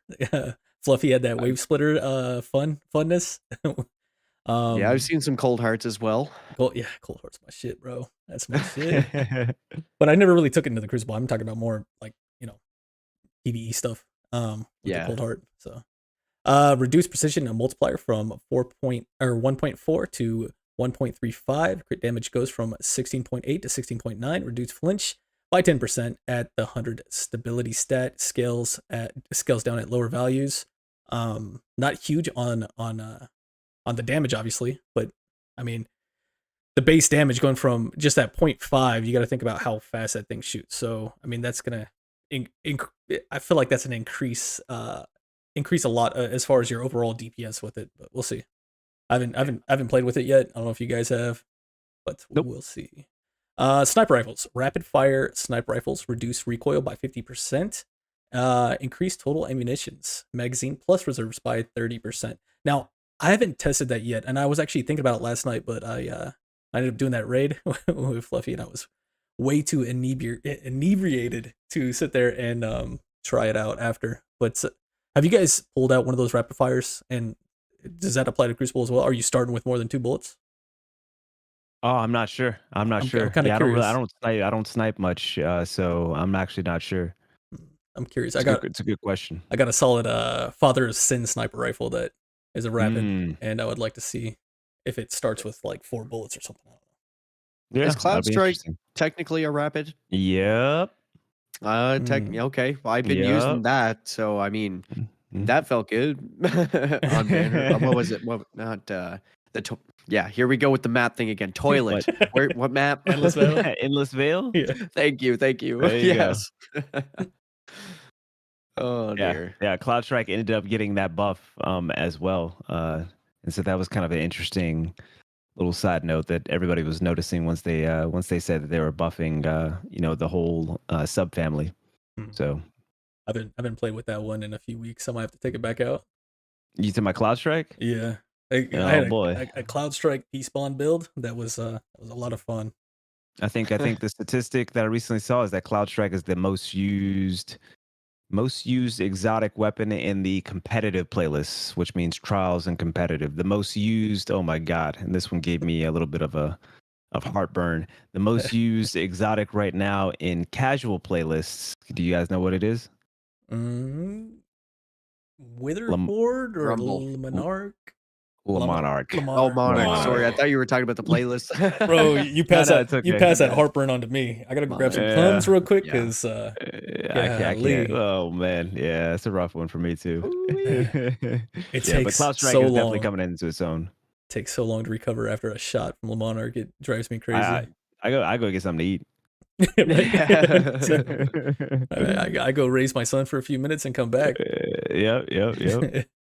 All right, the last one here, we got a heavy grenade launchers. Fixed an issue where the Amalon heavy grenade launcher was missing their visual effects, and fixed an issue where dimensional hypotrochoid. Hypotrochoid? Hypotrochoid. I think we got it. Hypotrochoid could be obtained with a ranged masterwork. Nice, right? No. Interesting. This fix prevents the weapon from dropping with range and changes any existing copies with range to its equivalent handling tier. And I mean, that's all I really want to touch on. I mean, exotic weapons, the final warning, you can no longer mark targets through Titan barricades. And then, of course, we're already talking about Turbo. We ain't got to bring that shit up. So if there's anything else in this one that you guys want to touch on, feel free. But I think that was the base meat of it as far as Crucible goes. Yeah. I mean, let's see. I think there was one I seen here that was more like related to Titans. Where'd it go? Nah, we gotta talk about Oh. You're talking about the barricade? No, not the barricade, not the barricade. No, this is Peacekeepers. Where did I see it? Hey. I lost it. And leave my peacekeepers alone. Oh well, Peacekeepers ended up getting the ability to reload the energy SMG. It was something along that line. There's a bug with Right. it to where it wasn't getting that reload that it's supposed to, like the holster reload. Right, that's what it was, right? Okay, got you. That was the only other thing that really caught my attention. Yeah, so yet again, Titans get a buff. Just saying. Just saying. Oh, what, bro? Come on now. All right. Do you want to do a quick recap of what we talked about last week, just to get people refreshed in the mind, get back into this mindset of getting better at the Crucible, and then also for our guest here, Tony? Absolutely. So, I'm gonna ask for your forgiveness in advance, Tony, because we're gonna get you laughing all different types of ways with this one. So last week, episode 13, episode title: Mastering Your PvP-ness. Oh, nice. Yeah, nice, right. nice. I mean, of course, we spelled it appropriately. But in this episode, me and Raider, we've been spending some time with our community.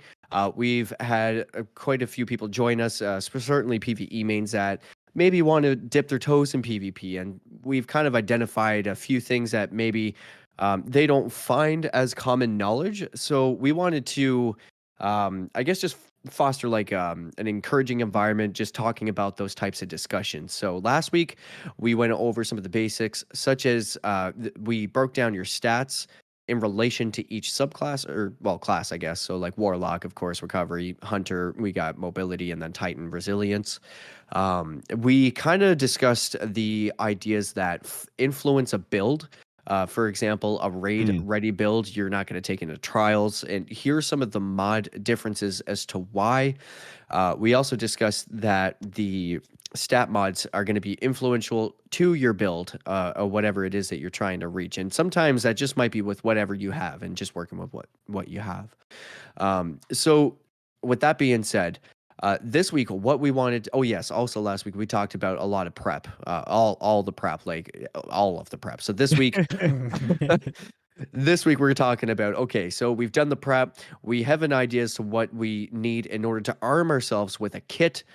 Let's talk about entering matches now. So what are going to be some basic principles that we're going to be taking with us moving into some matches? For most folks, they're probably going to be moving into sixes, I'm going to say, which is where we're going to build that foundation. Things like map awareness and, things like getting to know your weapons and what is niche to you and what you're successful with. So let's just kind of move into that, Raider. Let's see. Is there anything in particular that you usually like? Maybe, is almost muscle memory that you like to keep at the forefront of your mind going into Crucible. You're entering a match, you're taking that first engagement. What's one of the first things that you're subconsciously doing yourself to try and protect yourself as well as engage? The first thing, like right off bat in match, is I'm gonna I'm gonna observe. I'm gonna hold up and observe how that enemy team is playing because most of the time I'm solo, so I'm not really communicating with my teammates. But I'm gonna observe and see, are they playing aggressive? What are they using? Obviously, we see that at the beginning, but how are they using it? Are they pushing hard? Like, cause you get those teams that push hard real quick, and it's just like, holy shit, chill. You know what I mean? Like, okay, these guys they're on it. So yeah, really just filling out the enemy and seeing what their play style is, and then kind of formulating your plan from there. I would almost call that like an assessment phase of an engagement. Yeah, yeah, yeah. Of the entire enemy team and what they're doing and how they're running stuff. Yeah, I agree with that. Mr. Physics, what do you think, sir? When I first start, for me, I do the same thing to start off a game every single time. I just always push, and then I see how they respond, and that's how I kind of assess, like, how they're going to end up continuing to respond. I would say also a good chance is by mid game, basically, depending upon like whether they're winning or losing, or whether they feel like they're winning or losing engagements. Oftentimes teams also switch up. A good example map for this would be Altar of Flame. It happens like quite often on Altar of Flame. You push up, and if you are the team that is more effectively controlling the center of the map, especially by Vex Gate, then teams will end up like swapping weapons, and they'll take a more defensive stance, like on their side of side of the map, and they just won't even they won't even try to contest anymore, like the center of the map. They'll just be trying to protect their spawn. Um, and so that's just one example of like what frequently occurs in like quick play matches. But again, to more directly answer your question, whenever I start a match, Trials is a good example of this as well. It's the same thing in quick play as it is in Trials. Like, I don't ever look up people's stats, especially since I've just been playing so long. Somebody could be on a recov, somebody could, like, be playing well above their level because of different weapons that they're using, or well above the level that's shown there. Somebody could be coming back to the game. It's just a variety of different factors where I just don't care what their stats are. Basically, if I want to see how good somebody is, I literally just will play against them and I'll see. So I always take the first round, for the most part, the same exact way. I just play it aggressive. I try to get center of map control for the most part.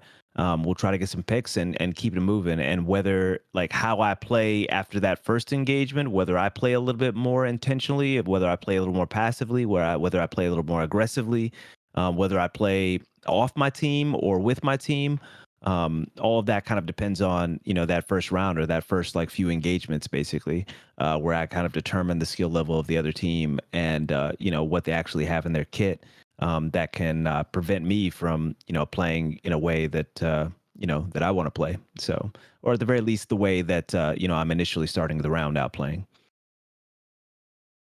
Yeah, exactly. I couldn't Solid agree more with advice. that. All right, Raider, what do you got next for us, brother? So we got some moments of engagement. We got the assessment phase, where you're really just trying to gather the information. And of course, we can respond with that. So, I mean, let's take it from a 6v6 perspective. Let's go back into threes, because I find threes is just a little bit easier in terms of talking about it. The thing, not that there's anything wrong with sixes, you're going to use the same foundation. I certainly don't mind talking about both too. I mean, especially if your audience is playing more sixes, I certainly don't want to leave that out. I mean, I can flip back and forth, because there are similar concepts between the two. It's just threes, play differently, obviously. But it's more so that it's less that they play differently, and more that they play like a microcosm of things that happen in sixes. And it also, the most significant difference between sixes and threes is really just the mode themselves. The mode itself. Obviously, there's no 6v6 elim, right? So the fact that Trials is elimination, that changes the game, basically. That changes engagements, and how you choose to engage. That's the biggest difference between a respawn mode like control and elimination. But if you're playing something like Showdown, for example, then there's a lot of overlap, between that and just, respawn clash, for example, because those modes are just very similar. So it's easier to talk about that no matter whether it's 6v6 or 3v3. So, but I do want to, if your audience is playing more sixes, or if they're getting into the game and that understandably playing more sixes versus 3v3, then I'll be sure to relate that as well. Yeah, exactly. So, I mean, let's talk about that audience for a moment. Let's say they're starting to feel a little bit more comfortable. They've dipped their toes into the sixes. They're starting to get a feel of what it is, what an engagement is. Whenever you start to dip low, dip behind cover, and you know that if your health bar isn't full, you don't peek. We talked about that particular topic last week as well. So let's go back into the threes perspectives. Whether it be even trials or even comp. So you've assessed the enemy team. Now, of course, and I'm curious for your perspective, Mr. Physics. Okay, so you've gotten the information that you need. Are you consciously, while you're moving around the map and you're trying to find out where the pings are, maybe what lanes that people are trying to cubby down and get comfortable with, are you always actively trying to relate in the back of your mind where the location of your team and how they're engaging in relation to your position on the map? Oh, 100%. 100%. Yeah. Like you've always got to, yes, you've always got to kind of keep in mind where your team is, and that will definitely define like where I end up being. Basically, a really good example of that is Burnout. The map Burnout. And if you're playing trials, then this is even better. Like, I mean, it doesn't matter as much in sixes in this regard, right? I'll relate it in sixes and I'll relate it in threes. I'll start with sixes. Yes, I'll know where in sixes, I'll know where my team is, or at least I'll be recognizing where my team is, because if I know where my team is and I know where I am, then generally I know where the enemy spawn is. I know where the enemy spawn is. It's that big blank spot where I'm not, and where my team isn't, and so therefore I know that if I'm playing off my team, and by that I just mean that I'm playing an off angle, I'm not playing with my team, I'm playing on a flank or whatever else. I know that if I'm going towards that big blank spot, that I'm most likely entering an enemy spawn, and I should be careful because, spawns are kind of aggressive these days. So, that's an example of how my positioning in sixes, for example, would be based off of where my team is. Excuse me, let me get some water here. Yeah, sure, for sure.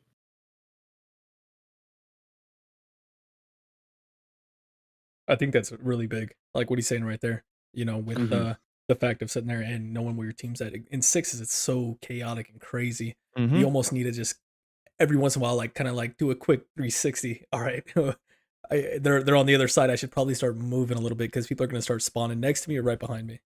Yeah, and I'm dumb, so I move actually towards enemy spawns. Like I'm 100% one of those people who directly just pushes enemy spawns straight up. But like you could also do it in a way that is, for example, if your team is all down at east entrance to Burnout, right, which is C-Dom, I believe, right below C domination point, C capture point. Domination is a mode from Call of Duty, I believe. They call it domination, Yeah. and so I've always called it C dom, A dom, B dom. But either way, it's capture point C, I guess, in Destiny 2. And I am at capture point A, all the way on the other side, the west side entrance. Then I know that if both wheels are down, I'm gonna get some help. I'm gonna get some help if need be, crossing over the center. So if I see somebody in center, I know they will likely get crossed from my team who is down at CDOM, and I can actually just pinch them right there. Right, I can be on the opposite side of that. I can get like that flank. I know if the wheel is up and my entire team is on the opposite side, nobody's in the center, I know that I'm pretty much alone. And I also know at that point that if my entire team is inside, then not only can the enemy team spawn in front of me up above ADOM, but I also know the enemy team can preferentially actually spawn behind me outside if none of my team is outside, right? So the biggest thing in six is me being a solo player. I like at heart, even if I'm playing with other people in my fire team, me being a solo player at heart, the biggest thing about where my team is it allows me to discern a little bit more about where the enemy team is or will spawn.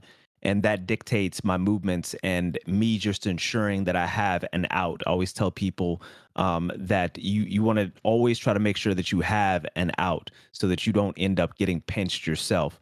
And so if you have that spider sense, behind you, that a team is going to spawn directly behind you at some point, because maybe, based on the relation of you to your team to where the enemy is also fighting at, then you can kind of like back up and make sure that, you are in that preferential spawn that might happen, and that any spawn that happens with the enemy team is actually going to happen somewhere in front of you. Something that is kind of underrated with regards to some of the most skilled players in the game is we play the game so much, we know where spawns are happening like 70, 75, 80% of the time, It's like a sense. At least. You got that At sense in your least. head. You Like got it- that yep. sense. Like that Yeah. internal timer. You got it. You got the internal timer. Plus, on top of that, you got the radar to show you where things are happening that you can actually see between the enemies and your team. And therefore, you know where that blank spot is at any point in time. Anytime that you look up at the radar, that's one of the pieces of information that you're gleaning, along with somebody being right in front of you. You still are gleaning that information where that bald spot is, basically. And so that's for sixes. And then for threes, going back to it, because I don't want to be too long-winded with this particular answer, because y'all know I can get into it. We love it, man. Threes, a really good example, again, with burnout is I tell people if you're going to be the one that's on the split, right? If you're going to be the flanker, that means that two of your teammates are off on one angle and you're on the flank angle, right? Ideally not being seen by the enemy team to the point where you can get 3v1'd. You don't want to be necessarily all the way down at west while your team is at the entrance at east, because you can get flanked from the center.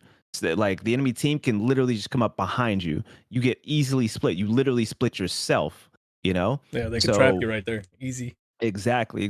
So you don't want to be any more than 1 degree difference, like you don't want to be any more than 1 degree difference from your team on those 3 doors. So if your team is in the center, then you could either be at east or west if you're on the split, if you're on the off angle.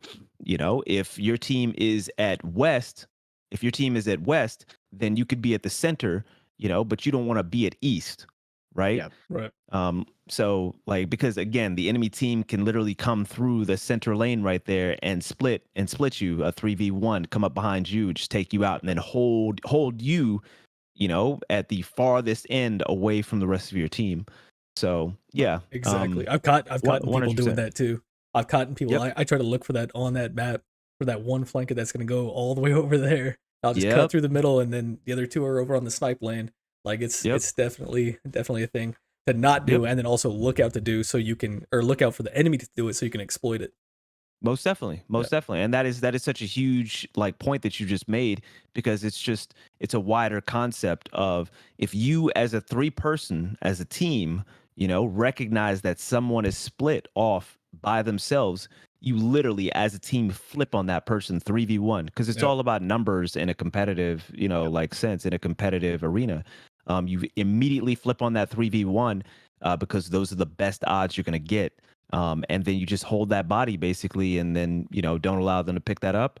But especially if, that opposing team has split themselves to the degree that they're so far away, then it just makes it so much easier to just go ahead and take care of that 3v1 in a reasonable amount of time and just hold that body without much interference until, they finally come back over and see that, they went a little too far out. So, yeah. And I mean, you even confirmed something that we talked about last week, which is like in relation of taking cover and map movement. We talked about, never stay in one place for too long, but whenever you enter a place, have an exit in mind if you can. So like you move A to B to C, but you always have like the multiple entries and exits in mind as you're moving around in relation to where your enemy team is. And then compounded on top of what even you just said with the 1%, if you're given 3 lanes, don't be on the complete opposite end of the map where even if you did have favor benefit you on the map, that you're so far away that they can't even res you. Mm-hmm. So yeah, that's actually very affirming to hear. Yeah. I got one question while we're talking on this subject here. I was thinking about it. Do you guys prefer 2 and 1, like split, as far as like sending one flanker and 2 people staying together, or do you think it should be rolled as a team? Like, what's it the just benefits depends. and I mean, is it map dependent? Is it what they have? Like, what would make your decision to have a flanker or to not to roll together?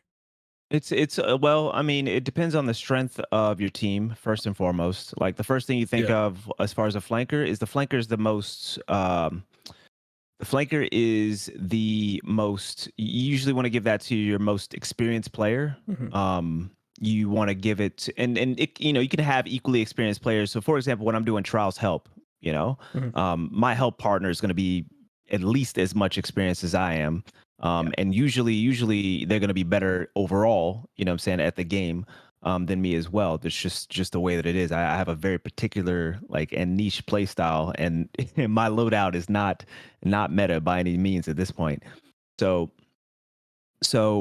anyway, your flanker has to be an experienced flanker because there's a skill set where they have to be in a position at a time in order to benefit their team. Like they can't be out of the fight. Like the goal or the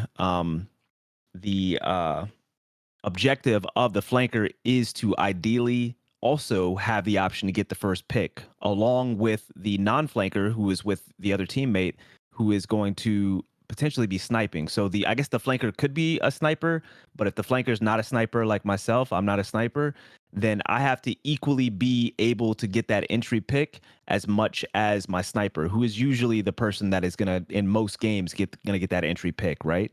And so I have to be available to team shot or to get a sneaky pick. And I have to be available to be in the fight if a fight erupts, in the center lane or wherever, the other angle, the on angle we'll call it the on angle, the angle that my 2 teammates are in. Trying to be succinct here, but man. Yeah, this is kind of a tougher concept, but basically that flanker also has to be able to play their lives, right? Because exactly what we were talking about, they have to be like masterful at playing their lives. They have to recognize in a moment's notice if they're about to get flipped on by 3 people, and they have to be able to back off. That's why it's important for them to always kind of see that timing, see when that's potentially going to happen. They may try to get engaged in a fight, and that fight instantly becomes like a 1v3 instead of a 1v1. What they thought was a 1v1 when they started shooting, instantly gets flipped on them because their team or that enemy that they're shooting at instantly gets that help from their 2 teammates, and now it's a 1v3. You can't go down in that situation, basically. You can't go down. You have to be able to, you have to have that out, you have to back up, and as a flanker, you don't rely on the help from your 2 teammates. That's not the job of your 2 teammates to cover you, as opposed to the flip. As the flanker, you are supposed to be getting, you can't leave your 2 team because you're off the radar potentially, you're sneaky. They're not supposed to know where you are. Therefore, all the pressure is supposed to be on your teammates. That's where they're supposed to be looking so that you can get a sneaky pick. And so you have to be able to back off. You have to be able to play your life. It's a really, that's why I enjoy it so much. That's my favorite position to play, is because it's so challenging. And sorry, it's kind of challenging for me even like explain right now. But it's interesting. But to answer your question more directly and very succinctly, is that it is actually better to be 2 and 1. You just have to have the right team comp. I almost always in all of my matches start off as a 2-1 as opposed to everybody sticking together. And then everybody sticking together is more so out of necessity because, I'm getting picked on the flank and we need more like firepower altogether as opposed to me playing off. So Yeah, exactly. So, I mean, okay, let's come back to just even general basics for just a moment here. So, you know, how does we talk about map awareness? We talk about game sense, right? Maybe there's folks out there who aren't typically aware as to what those that terminology means. So let's just take a moment to explain to folks what exactly is game sense mean, and how is that related to map awareness? ooh.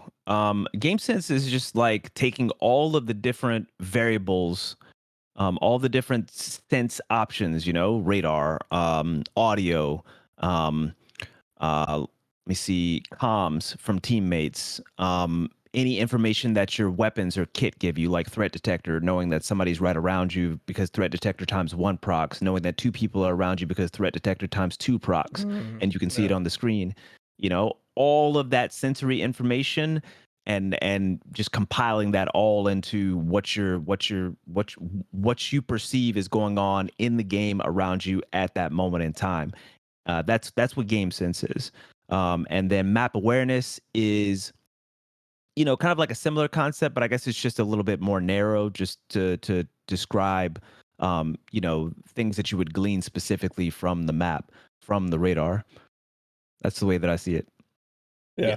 I'm glad you said audio as well. I think that's a slept on one. Is the audio what you can hear. I mean, this game's not huge as far as like something like Call of Duty, to where footsteps are, drowning your ears out sometimes. Mhm. But like even hearing like a Titan's shoulder charging, or a hunter going in viz or dodging or something like that, it gives you that spatial awareness. Like I think audio is definitely something, because there's so many people that will sit there and they'll play with no sound, or they're listening to music while they're trying to play something. You know what I'm saying?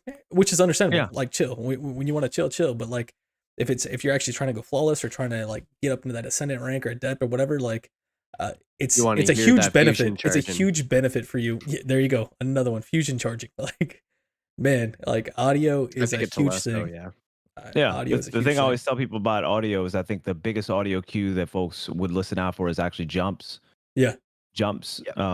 tell you so much about who's around the corner, because the jumps sound different, and they tell you who might be floating, who might be up in the air. A hunter jump is a really good example of that. There's nuance behind like a hunter jump. If you scroll wheel jump for a hunter jump, by the way, you actually don't hear the power jump. And so that's something that a lot of like high level players will use. They'll scroll wheel jump for a hunter jump, which is not a jump that folks would think of usually for a scroll wheel. Hmm. A lot of times a scroll wheel jump will be for like Titan or Warlock skating. Mhm. But if you use it for a hunter jump, you actually don't hear the power jump, which gives, like folks an advantage, especially, like I said, at a high level. If you're trying to like enter ADOM from cap point on dead cliffs, and a hunter's jumping above the door frame. If you don't actually see them and you don't actually hear them, you actually don't even know that they're necessarily in the air before they jump, before you slide through that door, unless you're just literally staring at the radar.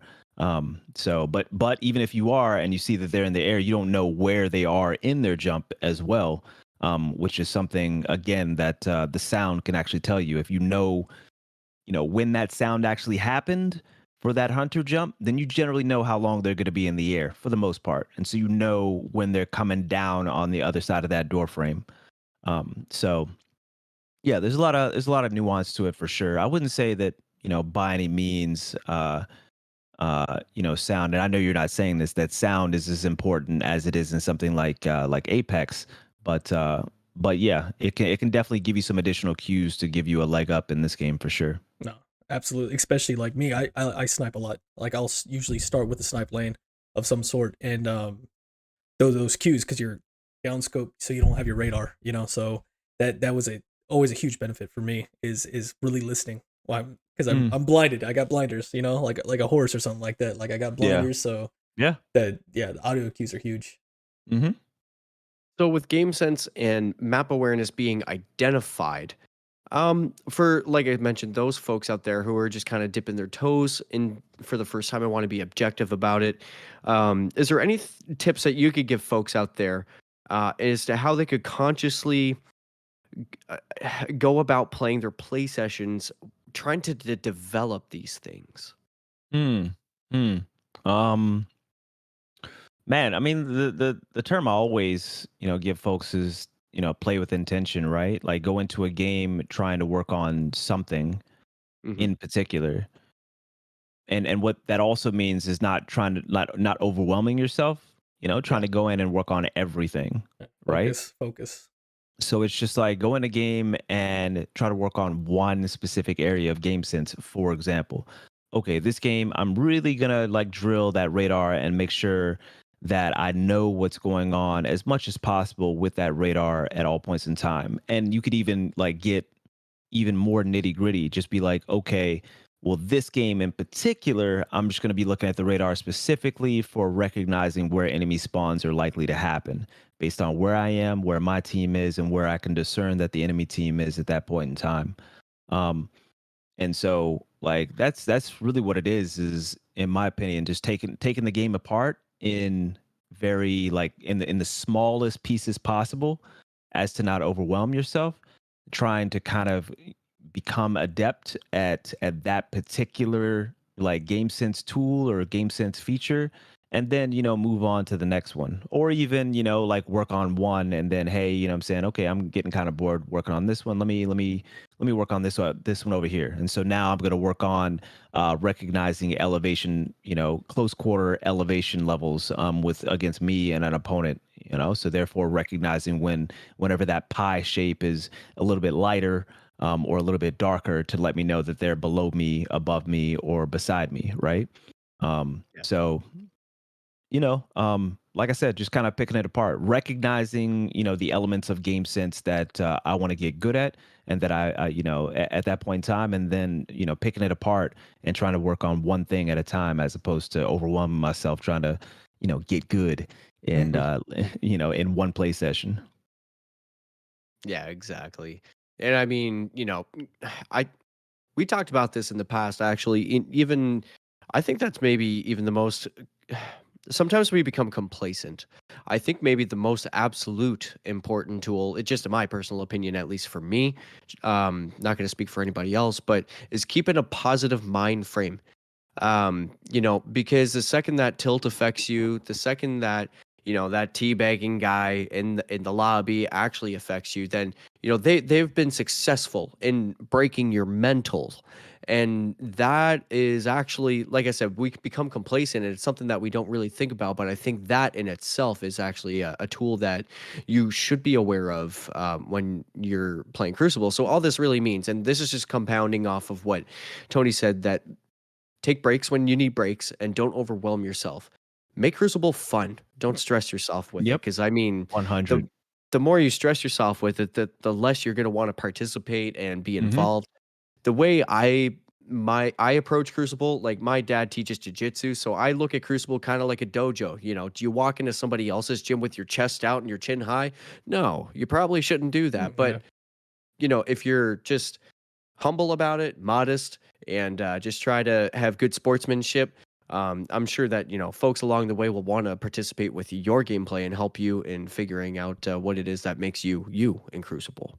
Yeah, yeah, most definitely. I mean, like if you're genuine in your interest to get better, to learn, to defer to others and their expertise, then other people will see that and they'll be willing to help you out. Most definitely, I completely agree with that.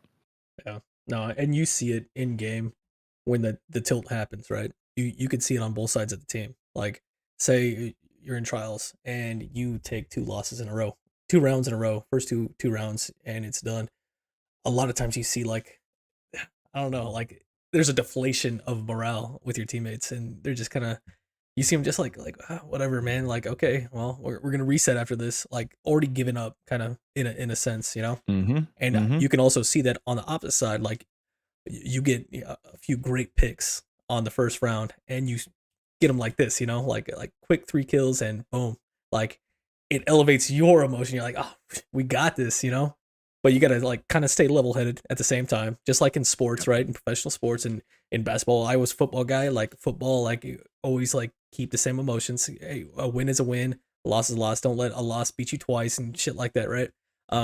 So you see that right there in the rounds, and you can capitalize on that as well, on their, deflation, if you will, and really kind of push hard a little bit, Yeah, yeah. And on the flip side as well, if you're the team that's down two, I mean, oftentimes I'm down two and we come back and win the game. Like Mhm. oftentimes. And it's really just about like two things, taking advantage of that team that maybe is getting a little cocky because they've got that first two rounds. Like it often happens on that end as well. Yeah, You exactly. you end up flipping that and taking advantage of that. And the second is something that I tell people all the time. You take it a round at a time. I don't care whether I'm down to two. I don't care whether I'm down three.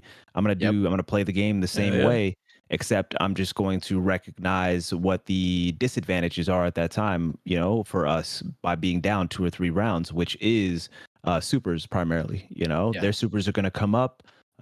Ideally our supers are going to come up around the same time, hopefully, to be able to contest to a degree. So we're just going to have to play those supers correctly, but otherwise it's going to be the same rounds as far as like just gunfights. There's nothing else basically in being down two rounds. There's nothing else outside of supers that they have an advantage on. Like there's nothing. They don't ammo doesn't carry over anymore. There's nothing. It's just a reset. Those two rounds are just like the first round. So it's really just about that mindset of yes, of course, like never give up, but you just I clear so much of my like internal like RAM, I guess you can say. I don't like I clear so much of that Yeah. because I'm not worried about what happens in the fourth round. I don't Yeah. care about what happens after this game. I don't care about the lighthouse, you know? I care about this round. The present. This Stay in the round. present. You know what I'm saying? Yep. This round. And then, I care about next round. And that's it. You know what I'm saying? And if you just you stay in the present, you stay mindful of what's happening in the present, then you end up doing your best, hopefully, each round. And then that ends up adding up to each game. And then that ends up hopefully adding up to much more success with regards to the lighthouse. I love it, bro. Like a Zen master. Absolutely. Stay in the present. Stay in the Yep. present. 100%. I don't care about anybody Mhm. teabagging. I swear, you teabag me. I'm gonna turn a Super Saiyan on you. I swear to God. I say it all the time, man. I'm just like, oh, that's how it. Okay, all right. You shouldn't have done that first round, homie. You shouldn't have done that first round. I say it all the time on stream too, so that Yes, when they sir. watch Guardian Theater, so they know. Don't do it first round. You want to do it at the end of the game, and you already beat me. Otherwise, I swear to God, I don't even need to bag people because people just know. People know my name at this point. People know Primary Me You Coward, which is my in-game Yes. name. You know what I'm saying? I know why they're bagging me because they know me. You know what I'm saying? So it's just like I don't even need to bag at the end of the game anymore to let them know. They already know that they messed up. So it's just like it doesn't like just to stay focused on the task at hand. I don't care how good I am in relation to anybody else.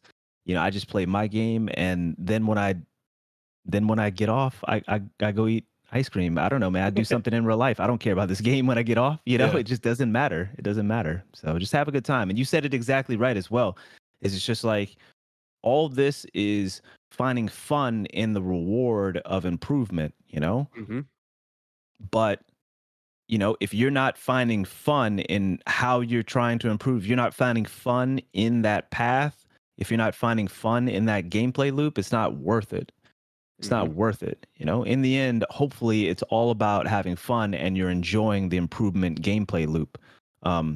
Because it's just not worth it, if you're not. Yeah. Couldn't have Yeah, said I it better myself, absolutely bro. couldn't have said That it was better. beautiful. Exactly. Yeah. And that's what we're all about here at the BlueBerry Lounge. Like the whole idea of the title and the name of BBL is like you don't have to be an elite to play Crucible. You don't have to be who insert name here. You don't have to be this big honcho to play Crucible. Anybody can play Crucible. In fact, whenever I'm playing Crucible, my fashion when I'm playing Trials, I dress up as a Yeah. BlueBerry man on purpose. Yes, sir.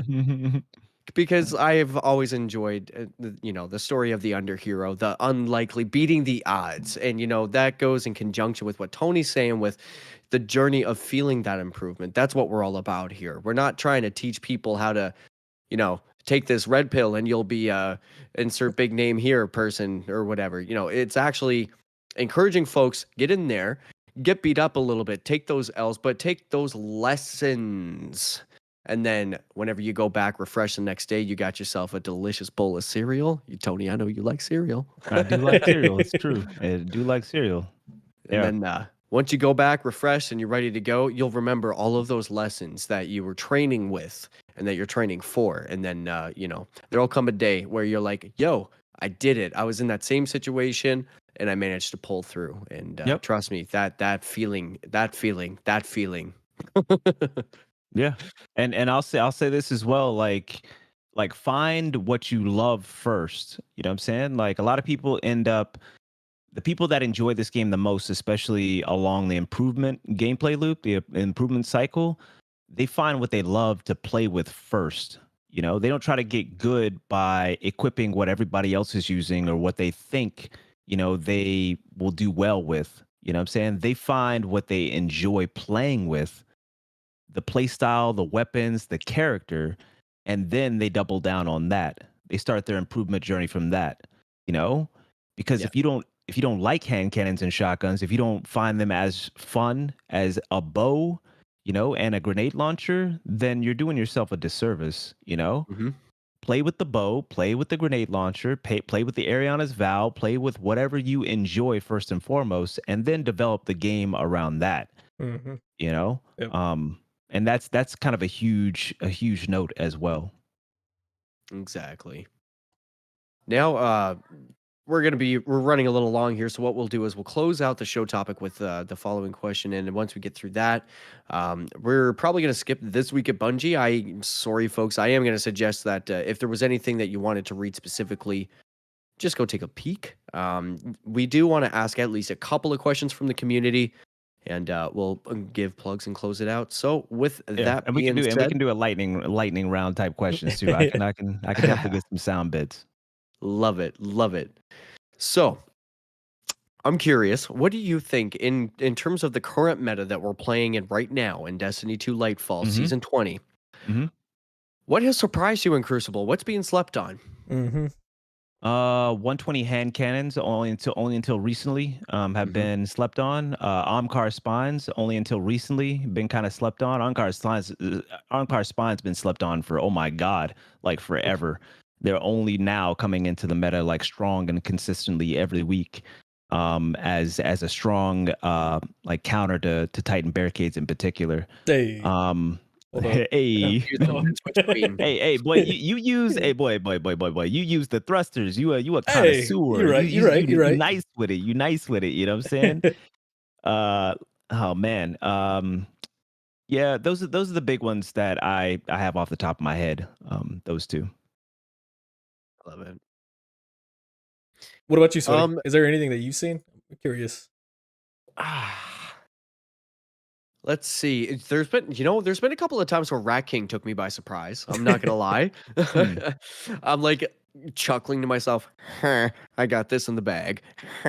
Yeah, well, they showed me. And that's another thing too, is like, don't judge a cover by its book. Just because you're going up in trials and you have somebody that's under 1800, they're like 1780 or 1793.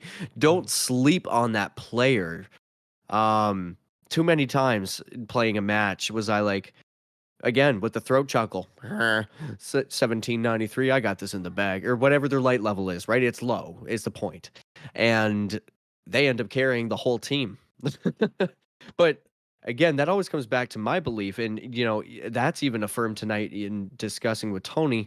Stats don't tell the whole tale, and I've always said that stats, stats sure they tell the story of where you spent your time in the game and a little bit of the footprints of how those events went. But, just because you pull up like a 0.83 player, don't sleep on that player because they just might end up popping off. But I mean, if you end up pulling up a 3.0 player, I'm not saying don't take them seriously. Yeah. But, stats aren't the tell all end all, more or less. So just, everything under all in one big circle from Sweaty to close out the topic. Basically, first and foremost, have fun with it. Find out what you like to use, and in terms of the mechanics of Crucible, play with intention. Pick one thing at a time. Maybe even if it's just paying more attention to your reticle to get more information from your reticle that play session. Sorry. Yeah. Anything else, gentlemen, on that topic? Nah, but I will be having a build coming out called, I think I'm going to name it Mr. Misfit, and it's going to be basically what we're talking about here, like all the shit that's kind of slept on. That's actually pretty nice. So I've been playing with it. We'll see how it goes, man. It's quite a bit. It's quite a bit. It's quite a bit, to be honest. Yeah, it's going to be fun. I've found a few pieces already, and it's, playing around in comp or in trials. I'm gonna probably do that right after this and go play with this and see what happens. It's always interesting when you get, like, I'll say a group of, I'm going to loosely air quote myself into this, veterans. Just because, like I say, when you have veterans that come together, a lot of the times you become complacent with a lot of the very basic things that folks are like, whoa, whoa, whoa, okay, so you did the strafing thing, but I didn't know why you did the jump there. Why did you do that jump? Well, I did the jump because I knew that Titan planted that barricade and he was going to try and push through me. So I had to jump backwards to give myself that range in that space. And a lot of the time, like that internal timer, comes back to that map awareness, that game sense.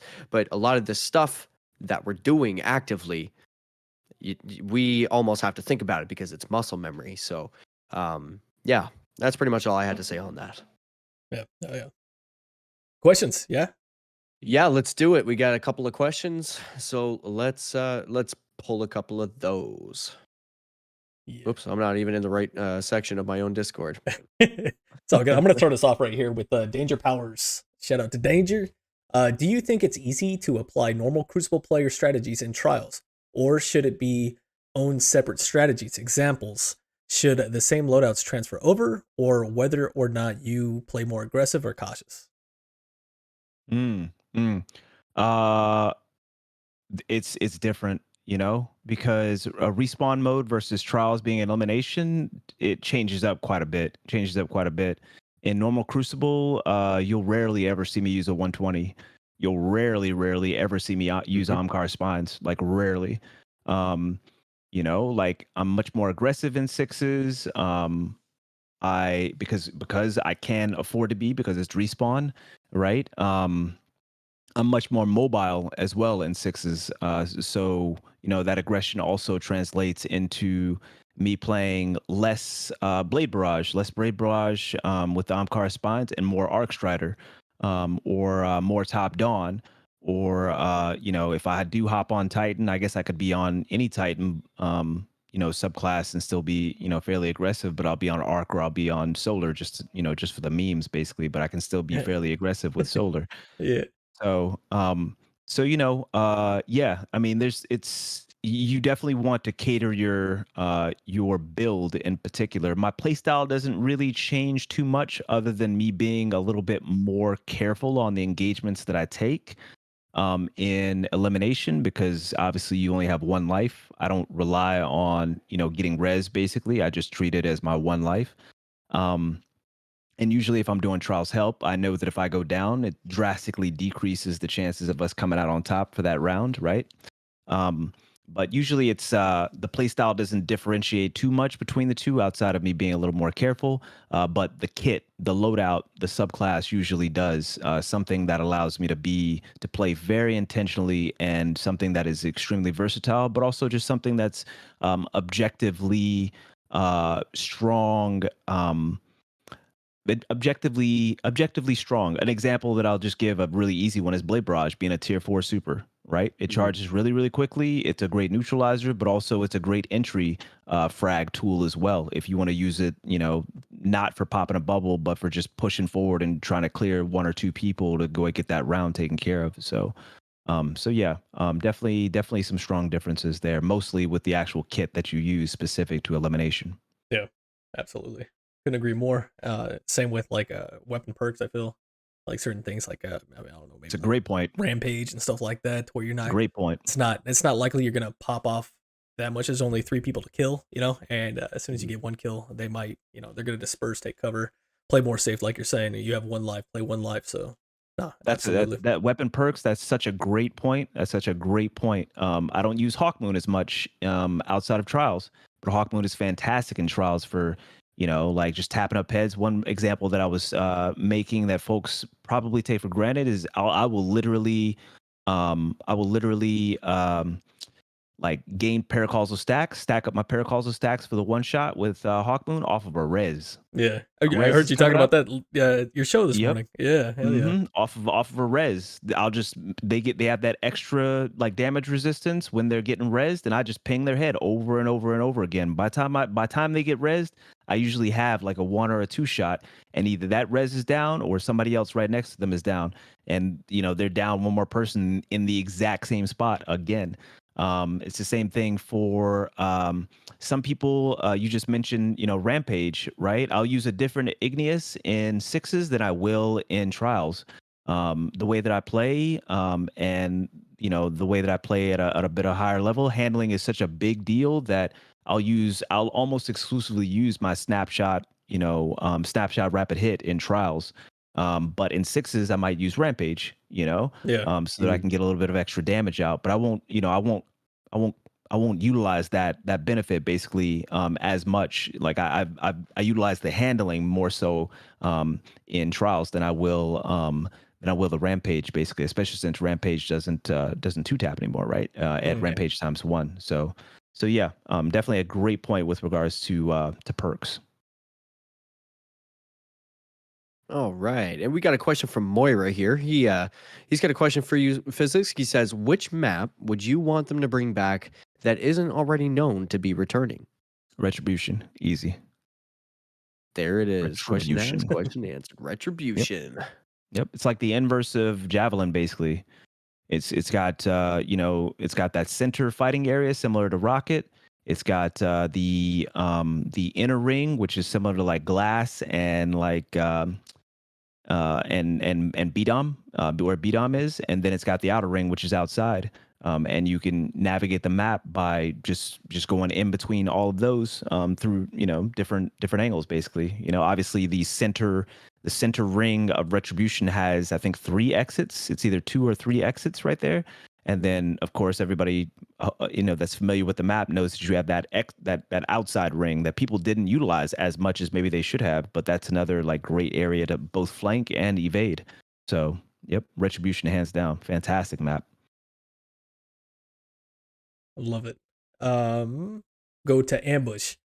Ambush 9214 asks, how do you get better with movement? I feel that I'm always the last to gunfight, even when following my teammates. I always feel like I'm a few seconds behind my teammates. And now, I'm not sure exactly which class Ambush is running here, so I know that's gonna take I think he runs take a Titan, certain if I'm thing. not mistaken. I wanted to say that, but I thought it was just my Titan brain thinking Titan. But all right, so let's go around the table here with this. Let's start with Hunter.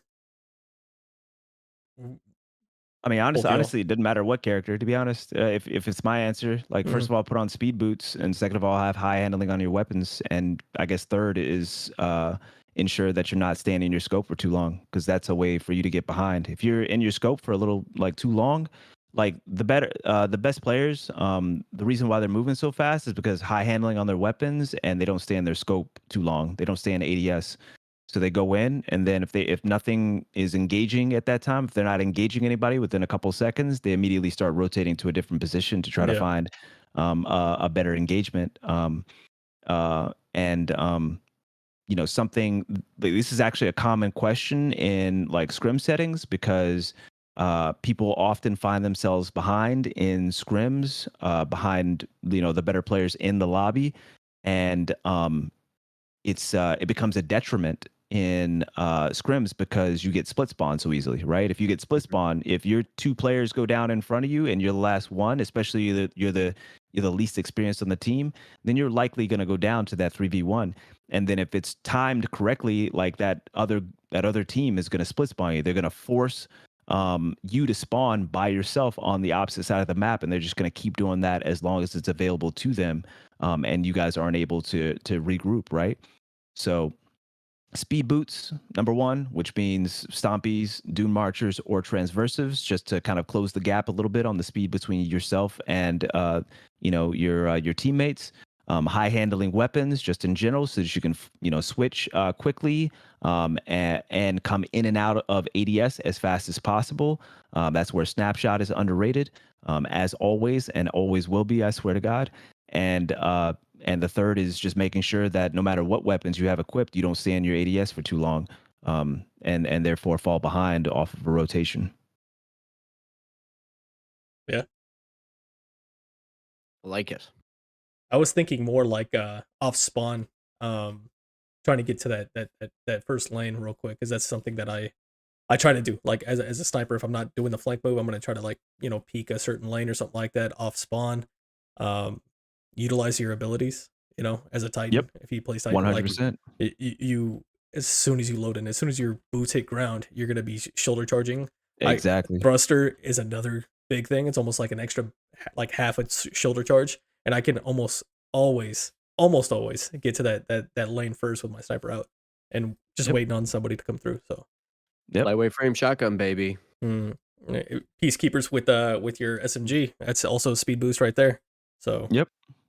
I tell people all the time, like, well, first of all, like 100% on exactly what you said on a Titan. Like, that's pretty much like it. On Warlock, Icarus Dash, right? Like, that's why you don't see as many hunters sniping anymore, because sniping is as much about proficiency as a sniper as it is. It's probably less important at this point than just getting to that first position first, that entry position Yeah. first. And in order to do that, you need movement tech like shoulder charge and like Icarus Dash in order to, like get there first, basically. Something I always tell people about Titans and why Titans are so strong right now is they've got the movement, but they've also got the barricade to put down as soon as they get into position, which is why they're particularly strong on something like Endless Veil, because they can literally get to the center of the map sooner than anybody, but also on top of that, they can just lock it down with the barricade. You can only challenge them from certain angles, right? So yeah. 100%. That's why Titans got nerfed right there, which is like I hate Titans get nerfed, but I mean it was needed. Like I'll admit it was needed for Titans to get nerfed. I think it was last season. Titans, gotcha. Yeah, Titans Rampart. Yeah. Mm-hmm. Yeah. All right. And what do you think, Raider? Probably one more question, and then we'll call it a show, close it out. Plugs? Yeah, I think so. You want to do one from Fluffy? We got to get one from Fluffy, bro. Actually, I wanted to ask this one from Danger Powers 939. Did we have two more? Because I want to do one from Fluffy. Awesome. Perfect. Yeah, let's do it. One each. Perfect. All right. So Danger Powers, question for the show. During my trials run, I've seen a lot of team ups from opponents where one ran Wither Horde, and the other has an Immortal or a Cloud Strike. What is the most aggravating weapons combination that you dislike going against? We'll do roundtable for that one. I'll start. For myself, the most aggravating weapon that I could probably face is not Jotun, believe it or not, but it's actually Lorentz Driver. That's my weapon that I don't like. Mine's easy. Laminart. That's fair. You can get that shit out of here, bro. It needs to be deleted from the game. I don't care. I'm sorry, my bow users, like MC Squared. He even said, bro, like he's one of the guys from the Discord here and from our Owl Sector Alliance. Has a bunch of other podcasts together. He is a very proficient bow user, and he even said like he doesn't like to use that when we're in scrims because it just doesn't feel right against friends. Like, yeah, saying. Yep, I'm right there with you with Lamar. For me, it'd be bow swapping in general. Yeah. Like just bow swapping to another weapon for a quick cleanup, like intentionally going for that body shot and then swapping to like a quick draw weapon to just clean up is, I mean, there's no fighting against that most times. I'm glad that it's been, much of it's been mitigated since the handling nerfs to bows on the stow speed that happened, but nonetheless, it still happens here and there, and it's pretty annoying. Yeah. Can't really fight against it, especially as a hand cannon main. You don't really have the TTK for it. Exactly. Yeah, for sure. Yeah, but since I see it less, Lamonarch, I'm right there with you. Get that shit out of here, bro. I'm with you. All right. For the final question, we got Fluffy Fingers. He's got like a two-parter here. What archetype of gun are you horrible with? Follow-up question. Have you tried getting good?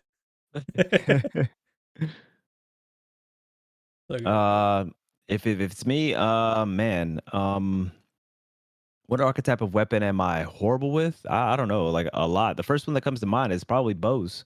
Honestly, I just never really use them. It's really fun. Like I took like somebody donated some money for me to put on a bow for like 3 or 4 games or something like that. It's a lot of fun, and I probably will go back around to it. But I'm pretty That bad was at What's it, to Their be Swim, honest. wasn't it? Was that the gut shot? No, they didn't tell me to put. I don't think I don't know if I'll run that one, man. That's kind of dishonest. That's easy. You know what I'm saying? Like I've got that. It's just 2 body shots, man. That's a bit dishonest, man. So no, they ended up making me. I put on an Under Your Skin. It was that Under Okay, Your yes, Skin that's what it was. Right. That Zur sold a little while back. Yeah, it was a opening shot hip fire, I believe. Opening shot hip Right. fire, I believe is what it was. With some good accuracy benefit perks, elsewhere. So yeah, a lot of fun. But I rarely ever that might be the first time I ever took bows seriously in PvP. So not very proficient with them, but a lot of fun and big love out there to the bow users. Yeah. I'm a big fan of my bow users. Shout out to Kill a Monkey. He's Yeah. one of our community members. He's very skilled with Tiku's divination. He's very skilled with That's it. that's what's up. You don't see that very often. I love Nah, it. I not love at it. all. What about you, Sweaty? What's the archetype that you're horrible with? It's gonna be a glaive, dude. Like bows, I feel comfortable using. I'm not gonna say overly comfortable, but I'm comfortable using them. Um, I'm coming around to fusions. I'm not great with fusions, but I'm coming around with them.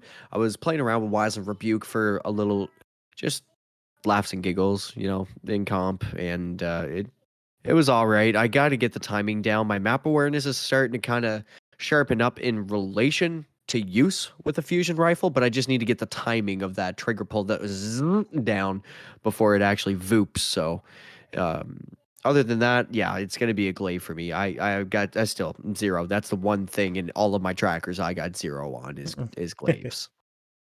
That's understandable. Shout out again to Kill a Monkey because he's disgusting with a glaive. That guy, And man. Mascabocris, yep. Yeah. God, so annoying in scrims. But I love you, Monkey. Either way, bro. I got you. For me, I mean, I already kind of talked about it earlier. Hand cannons, I guess, and fusions. I just haven't put enough time into them. And I sat there and I was like, okay, Rose. All right, when comp first came out, I was like, okay, I'm gonna give this a shot. I'm really gonna give this a shot with hand cannons. I'm gonna try this Rose thing.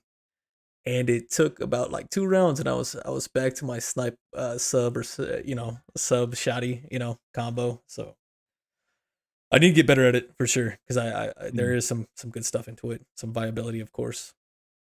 Oh, Reese Walker. I love me my Reese Walker. That one's almost at 2K. Yeah, Wastelander's mine. Wastelander Wastelander's good too. it's the only one I love, man. Everything else feels off for some reason. Have you guys tried counterbalance? On a shotgun, No. negative. I heard you talking about that, and I kind of did the whole tilt the head, cock the eyebrow thing. Counterbalance. Talk me through this. I'm curious. Yeah, because No, I always run just targeting listen adjuster. listen to the most recent episode. Listen to the most Copy. recent Will episode. do. I go through a breakdown of there. I Okay. can't it's Lego calls it a ghost story because there's nothing behind it besides like my anecdotal kind of feel for it. But yeah, I'm trying to get more and more people to try it so that they can give me their thoughts on it. But the cult sure. of counterbalance is what we're gonna call it. I'm gonna check it out. Ah, I'm yes. gonna try it. I've been actually using it on more weapons as of recently. Actually, even my round robin. That I'm sorry, Tony. I don't bring this up to hurt your feeling, but I was fortunate enough to have the time to grind when Lightfall first started, and I was not that was my thing. As soon as I finished the story, I was not stopping until I got it, and I did. Nice. I took the gun very seriously. I respected it because it's a 120. Now, for folks who may not be familiar, 120 RPM rate of fire hand cannons, they're a little more aggressive in terms of recoil and jerkiness, and that reticle settling. So I started with the barrels, and I tested all of them, and I find most people settle on fluted.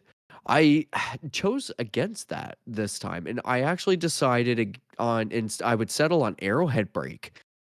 because that's nice. it puts me on 100 recoil direction, and unlike chamber compensator, it does not punish my stats, the ones that I require, like handling. And then everything else I was able to put on like keep away, and I am one of the folks that did decide to go with kill clip. But yeah, I've been enjoying it quite a bit. I think it's got, oh man, I put the trials memento on it. It's got like 700 trials opponents defeated already. Nice. Yeah. No, it's a fantastic 120 hand cannon. Like it's where it sits is kind of exactly where like expansion or season crafted weapons should sit. They shouldn't be like god tier, but they should be like above average and highly capable, and that's exactly where it sits. It should be for some folks that don't have the RNG, basically, to have another competent 120 hand cannon that they could take into a competitive setting. That's where it should sit. It's the same place that Austringer sits. It's the same place that Imperial Decree sits as Yeah. well. So, yeah. I'm while we're on the topic of round robin, I gotta share this. I gotta show him, Raider. I gotta show him. What was it? I think it was I think the number was 295. Episode 295, Master Breakdowns. You and Lego were talking, and you were getting excited about talking about. Well, sorry, Lego was getting excited about talking about the tracer rockets. Yes. I got a clip, and it's not Lego quality in terms of the slow-mo, but I managed to slow it down and point out the tracer rocket and get the footage of basically the round robin. I take out the first guy, and then I take out the second guy, and as I take out the second guy, the rocket's traveling towards him, but he died, so it changes its directory and gets to the third person that's behind cover that I couldn't see. Oh, that's kind of crazy. And I had to watch that footage over and over and over again because I was like, wait, I just had that red X on my reticle. Like, I just shot him. How did I get this kill? That's crazy. Yeah, those tracer rockets, more and more people are, they do. And, they're more and more people are catching on to, I guess their viability, but also just how cool they are. Bungie's introduction of it's a very, very cool origin trait. So yeah, I'm glad you're having fun with that. Round robin is a fantastic hand cannon, and I'm glad that a lot of people have fallen in love with it, and also therefore fallen in love with 120s as well, and are kind of branching out. So couldn't agree more with that. All right, let's jump into our announcements before we close this out. We got just a couple here, nothing too crazy. First off, trivia night is tomorrow at the time of this recording.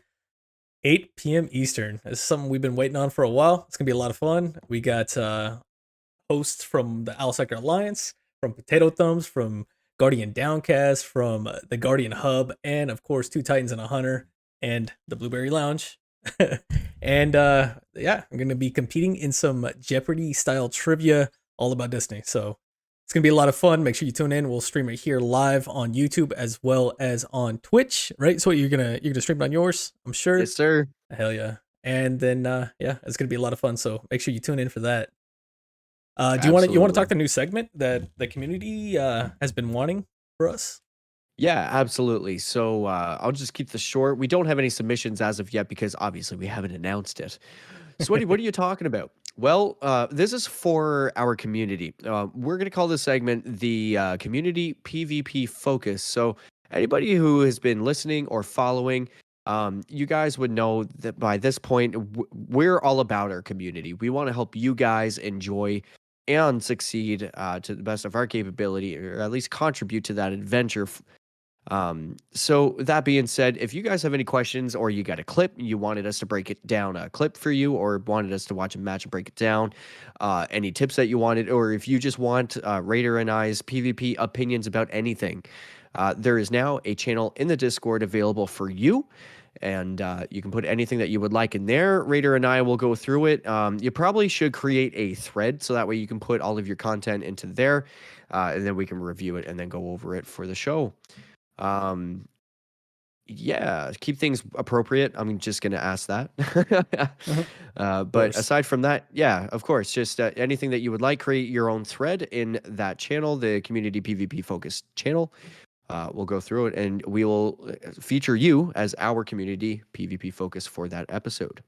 Yeah, I'm looking forward to that one for sure. And shout out to who was it? Was it Danger or Raph that was talking about this? It was one of the guys for sure. Yeah, I think that was kind of a combination between the two. yeah, for sure. So looking forward to that one, and Yeah.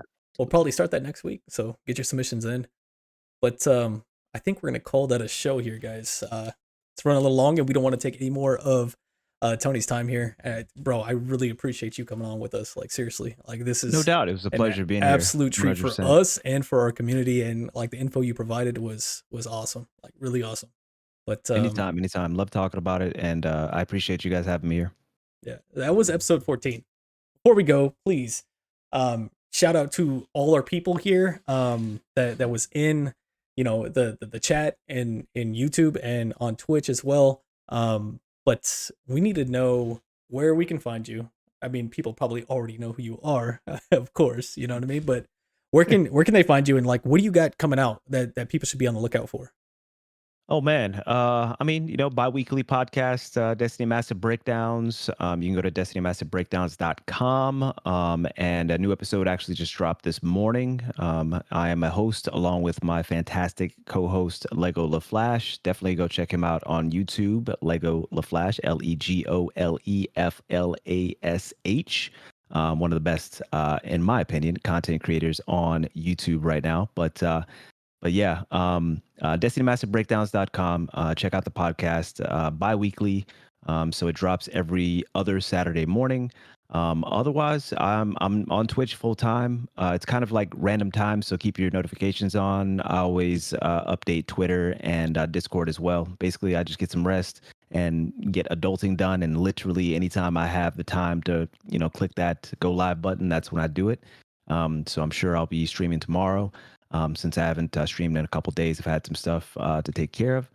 But you can find me at @illphysics on most platforms, Twitter, YouTube, and Twitch being the main ones. Twitch and Twitter being the main ones. I don't do as much on YouTube. Don't have as much time for it, but hopefully sometime in the near future we'll be able to do that a little bit more.